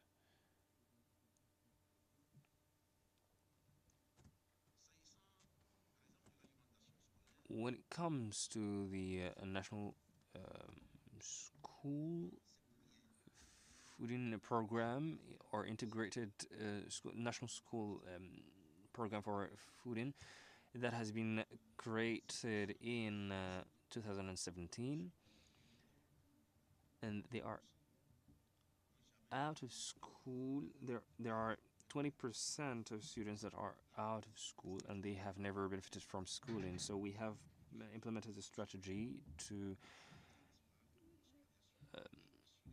give hope to this category of youth and also maintain the hope in the primary school. The question of recruiting teachers in order to palliate the deficit of recruitment, there are thousands of people who are aspiring to become university teachers, and these have been deployed on the horizon of 2022. There has a large number of aspiring teachers that have been employed by contracts, and this approach has been strengthened by the training of the teachers and the systemization of this approach. There is also the inspectors, the pedagogical inspectors of the sector have been employed in this framework, and we have recruited more than 300 pedagogical advisors.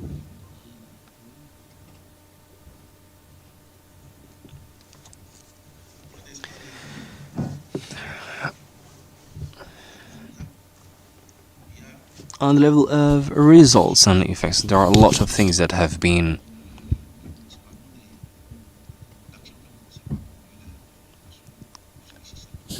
that have very beneficial on the educational system.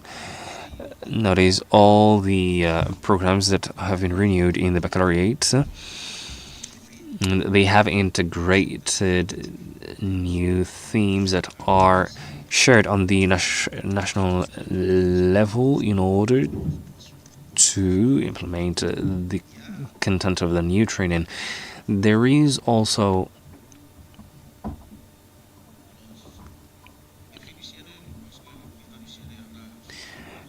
so when it comes to the impacts of the National Council of the Education, this point has already been tackled by Mr. President, and we try to have a quality insurance that is implemented in order to help the teachers in their teaching practices.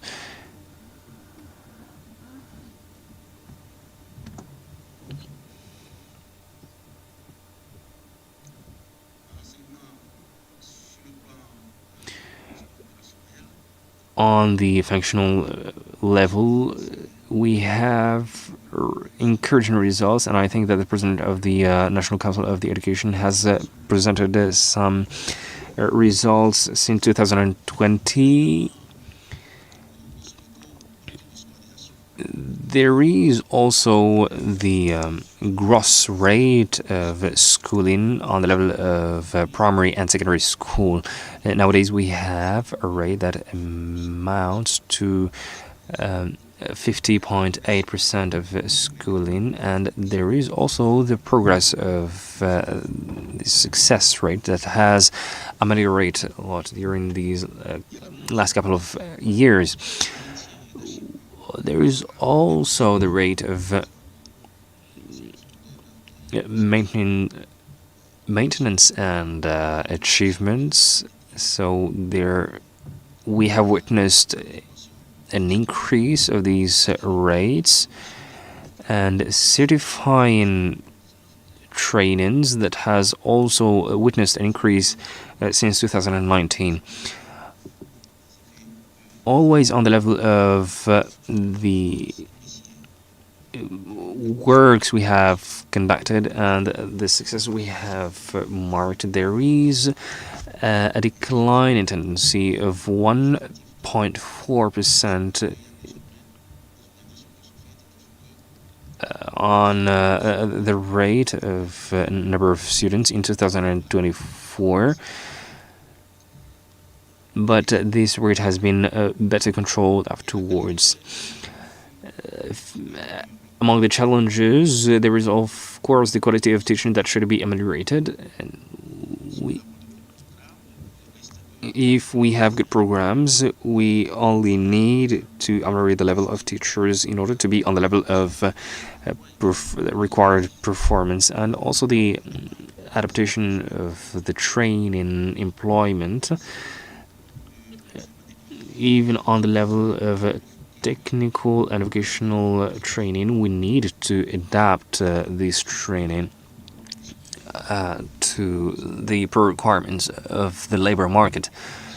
So Benin has this ambition since 2023 in order to include or involve its students in the labor market, and it should adequate the training of the students to the market, of course. Other challenges we can cite is the functional governance.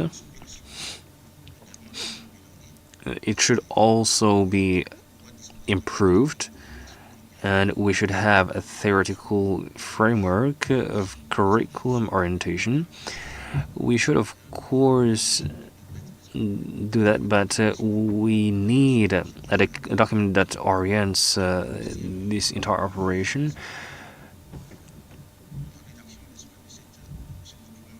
And we need to issue, and I will invite you to conclude with a final word. My final word is that Benin invests its efforts in order to improve the educational system, and Benin has, like all the African countries, these problems are relevant to the educational system, but there are some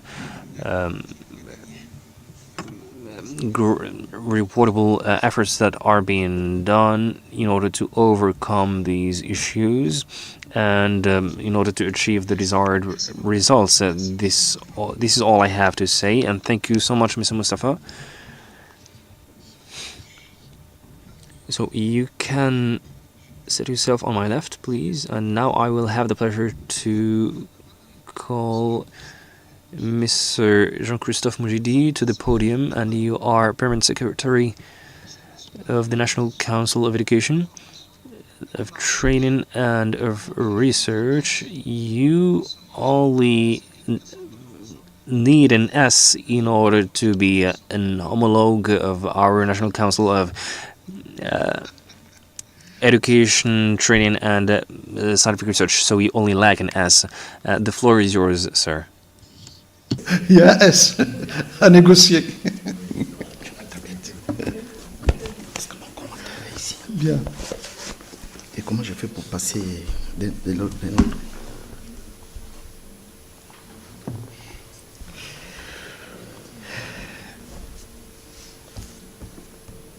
Et puis nous allons essayer de finir pas trop tard pour le déjeuner. And we will try to finish not very late on the lunch so that we can stay on time with our schedule.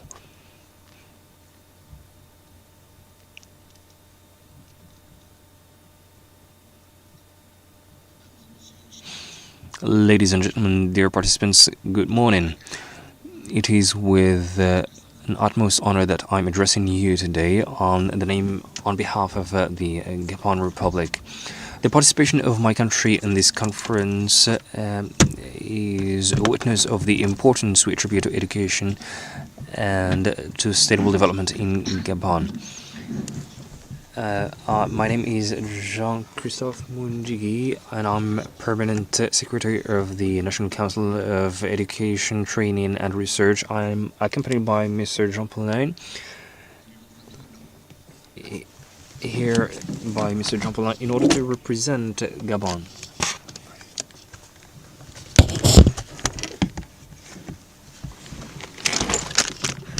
Quatre points essentiels.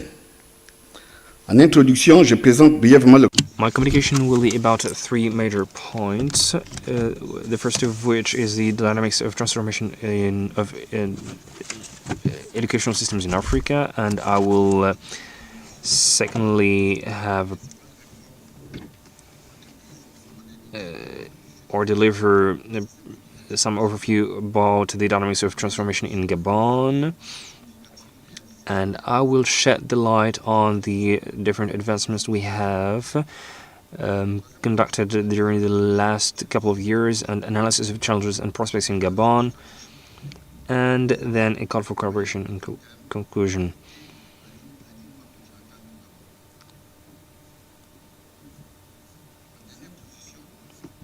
Finally, I will present a call for collaboration conclusion in order to share our expertise with the adjacent countries for a more sustainable and effective development. So the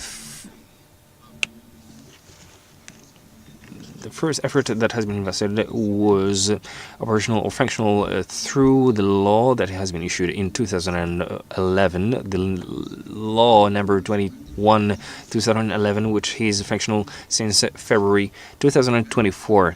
There is also a supreme body on education, training and research that is in charge of the good function of the entire educational system in Gabon.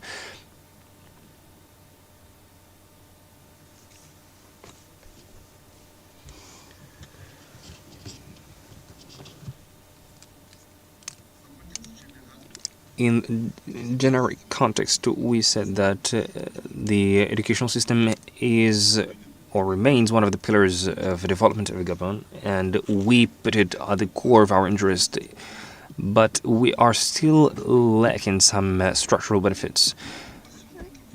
There is some disequilibrium or imbalance between the training and the employment in Gabon, as we can witness. Our communication... Sorry.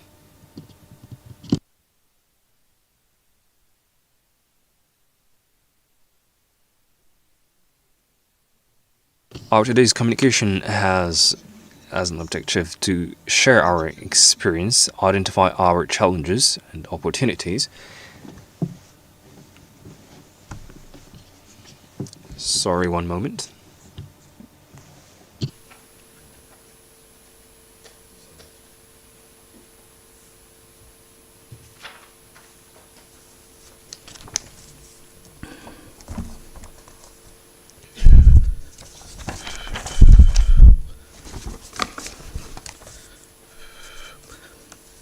Donc, je reprends. Notre communication d'aujourd'hui a pour objectif de partager notre expérience.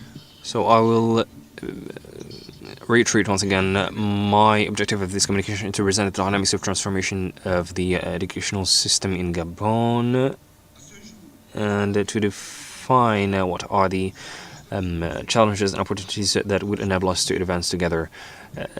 Some of the progresses we have registered is that there is an increase in the rate of schooling that has amounted to 95% in the primary school in 2024, in amelioration or an improvement of the rate of success in baccalaureate in 2004.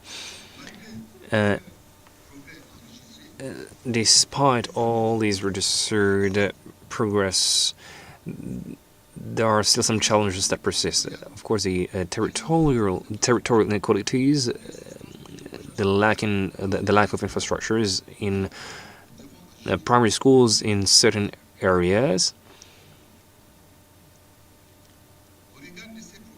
When it comes to these worries, Gabon has launched some ambitious reforms, especially to improve the curriculums and the promotion of technical and vocational teaching, and also the initial training of the teachers.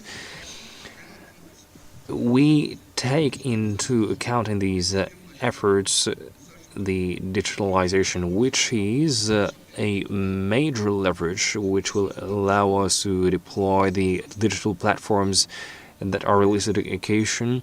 And we have launched a product that is called Digital School. We can also cite excellency teachers that favors the quality of teaching and the school inclusion, namely in the rural areas.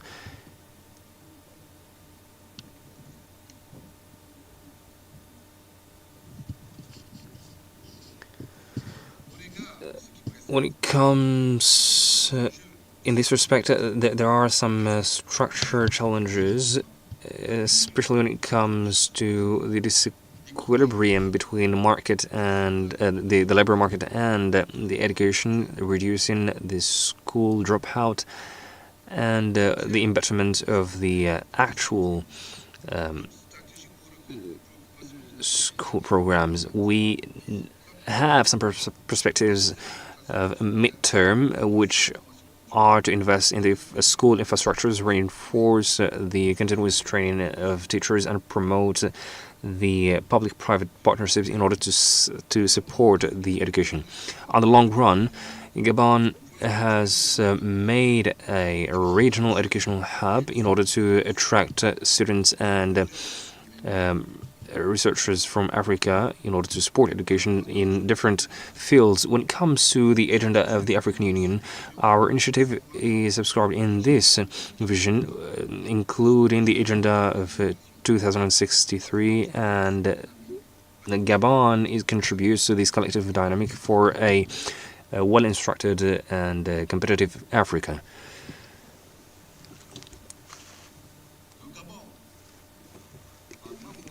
Gabon solicits in this framework the partnership and the collaboration of African countries, and Rwanda and Ghana are countries that are amused to us, and we will further on or later on share our experiences when it comes to the educational system.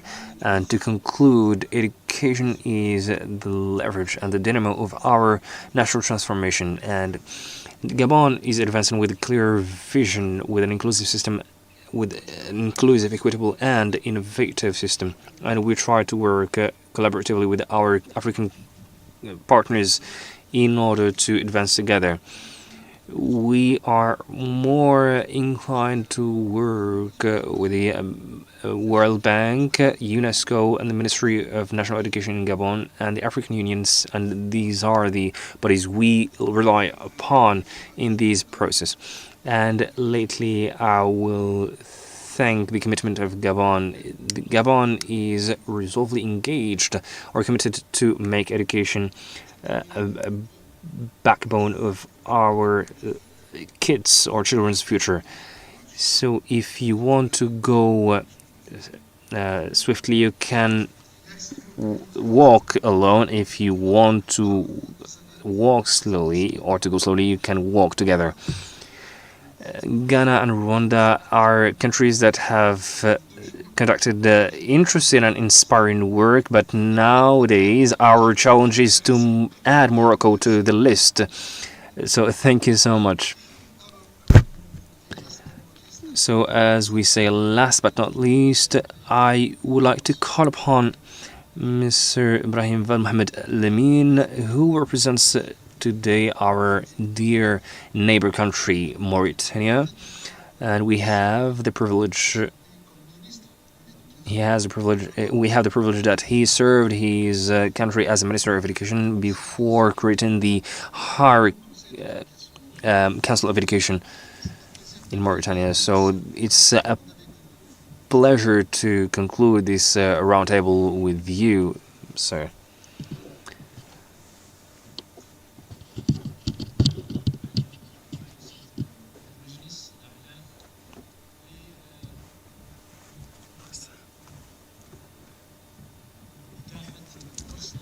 First of all, I would like to الجمهورية الإسلامية الموريتانية لمشاركة إخوتنا الأفارقة في تجربة المجالس في First of all, I would like to thank you for the invitation to this conference, which is a platform to exchange the expertise that has been done in the framework of education and transformation in the educational sector.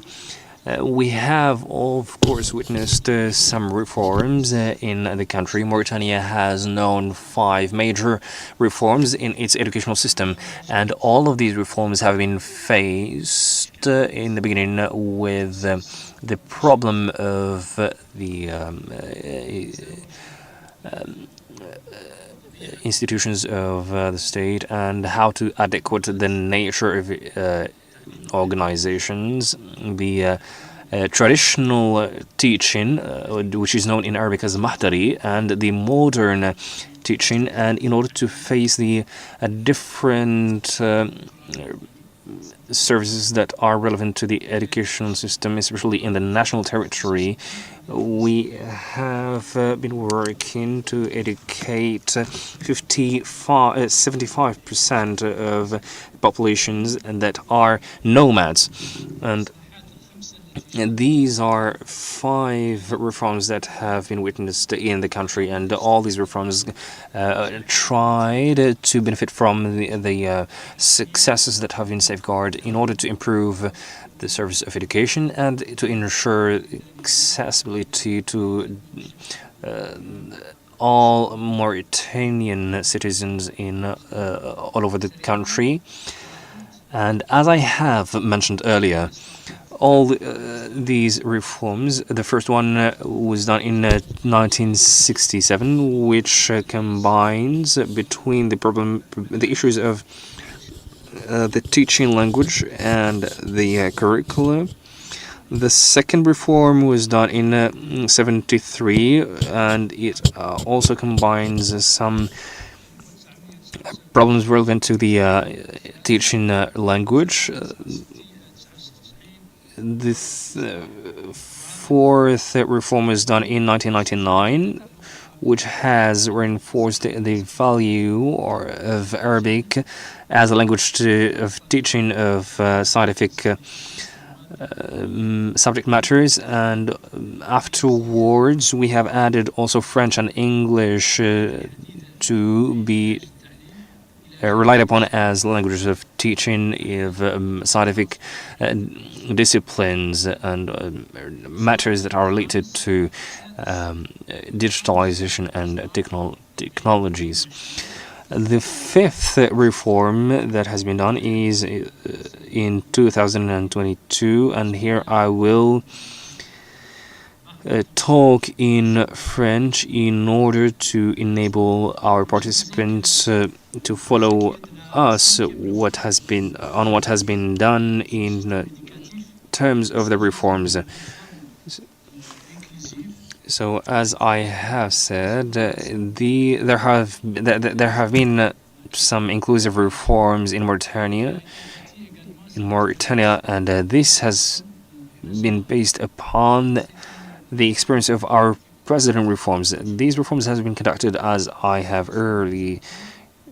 said earlier, with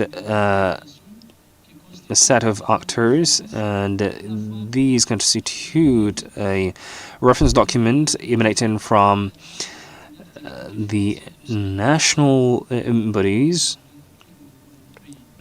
and they try to ensure their support to the country.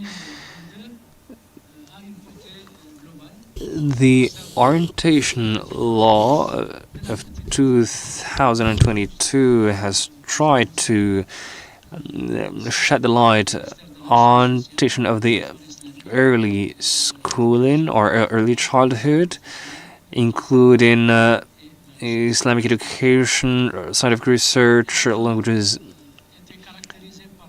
And it has been characterized by the obligation of the mandatory teaching starting from 9 years old, and it has redefined the cycles and the roles of the languages. It has also scheduled the training actions in order to engage or involve the public authorities. It has also created some key bodies like the Higher Council of Education, the National Commission of Curricula. These are young structures, and we, of course, confront important challenges, especially on the level of High Council of Education. We try to implement some reforms on the entire department, and the second challenge is related to the infrastructures of the council, and we try to reflect on the work tools, but also on the definition of work mechanisms with the stakeholders, namely with the education ministries that are directly related to the reform, and also the public profession and the ministry that is in charge of the digital transition. So this is a young body. On the functional level, we didn't have even accumulated 2 years of experience. I have come to this position in 2003 from the Ministry of Education. It has been officially created, but there is no real work that is being done on the field. So I'm working on collaboration with my colleagues in order to accompany the Commission for the implementation of the institution. We have benefited from partnerships with peer institutions, namely the Higher Council of Education in Morocco, and we have signed a partnership agreement with the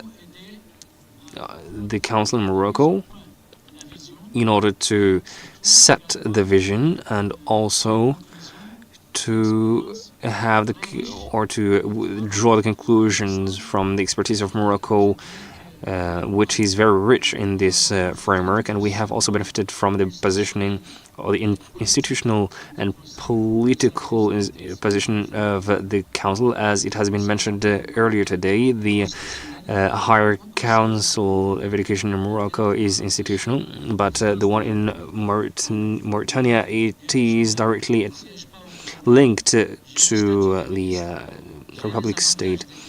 So I have the privileges of a minister, and it allows me to have a permanent contact and opening with my colleagues that are in charge of the reform. So the council has an advisory and independent mission, and it basically it has a mission of supervision, assessment, and coordination. And during the year, we need to provide some annual reports and also 3-month term reports to the President of the Republic, related to the implementation of the reform, and generally the information are issued and published with two different ministries. But on the national level, we also organize meetings and gatherings with the different actors in order to talk about the reflections on the studies we conduct on the different themes, especially ones that have a positive impact or can serve the implementation and the good function of the reforms. As you know, one of our mission is also to facilitate dialogue and to have a gathering platform with the relevant stakeholders. We attribute a respective high importance to the big educational options of the state, and by that we try to assess the implementation of laws and regulations relevant to the reforms and orientations of the educational sector. We also give our opinion and recommendations on the conformity of policies with the retained reforms on the coordination of the educational system. And we, thanks to these trust and coordination spirit, we also issue some opinions. This is not an easy work, as it has been underlined by the different bodies here present. We have built or established different relationships with the relevant bodies, which facilitates the coordination of our work in order to give the relevant opinions and recommendations in order to ensure the conformity of the policies with the retained reforms. And we issue opinions that are based upon scientific and legal frameworks. These are constraining opinions because they contribute to the adequation of the different reforms. We also try to form different recommendations and proposals to work on the reforms. Our field of action, as I have mentioned earlier, we try to work on the policies and the strategies relevant to the accessibility of educational services infrastructure, so all the matters that are by far or nearly in relationship with the educational sector, and the Higher Council of Education has brought its opinion to the government in order to contribute to the implementation of these reforms. With the will, of course, in order to bridge many gaps on the technical level, we have issued many reflections since 2024 relevant to key themes, either solicited by the ministry or it might be an initiative by the Council in order to deepen this reflection, and these are reflections that are shared with the ministry. I will here give an example by the report of transitions from traditional and formal educational systems and the status of teaching in the public profession, the use of technologies and AI, and how it can contribute to the improvement of access to education and to governance. So we have more than a dozen of documents that are shared with the different departments in this framework. On the other hand, I will say that the reform is strongly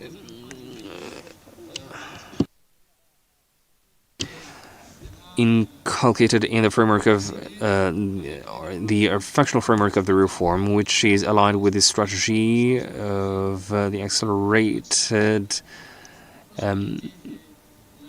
increase, the accelerated growth, or the shared prosperity that is known as SCAP, and it is very necessary to know how we can profit from these reform. As you know, we are a young population, and we have about the proportion of 60% of youngsters that are less than 25 years old, and it is very mandatory to know how we can benefit from opportunities of demographic privileges. So this will allow us to revise the different orientation documents in order to benefit from this demographic growth and this economic growth. As it has been underlined today, we should either profit from this opportunity, especially if it is exploited enough. Otherwise, it's going to be a double-edged sword. So on the African level and on the political level, we should benefit enough or be aware of this issue. The big fields in general of the new reform, they are revolving around the school map. I know that in Morocco we confront the same issue, and this is a platform in order to define an approach that is the most adequate in order to build a school map. And also there is the national linguistic policies, the preschool development, the consolidation of the education basis. And in conclusion, I will state that the reform of 2022 is characterized by a global and inclusive process that has now allowed all the Mauritanian actors to gather and exchange on the future of Mauritania and its youth. And before finishing, I would like to thank the Higher Council of Morocco for this beautiful initiative, and also I would like to invite my homologues to define a common approach in order to strengthen our partnership and to be inspired from the documents in order to achieve the SDGs and also meet the goals of the Agenda 2063, and also to rely on the national documents regarding our orientations and directives. Thank you so much. Thank you so much, Professor Mohamed Lamine. So thanks to you,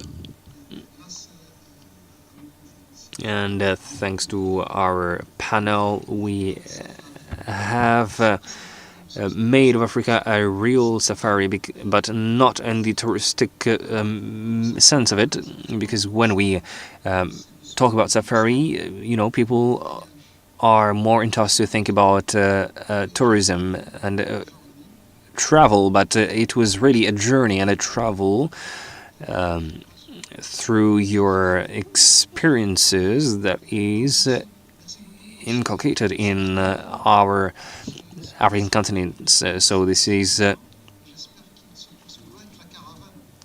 start, and I hope that this train will continue its journey with you in the discussion. I think it is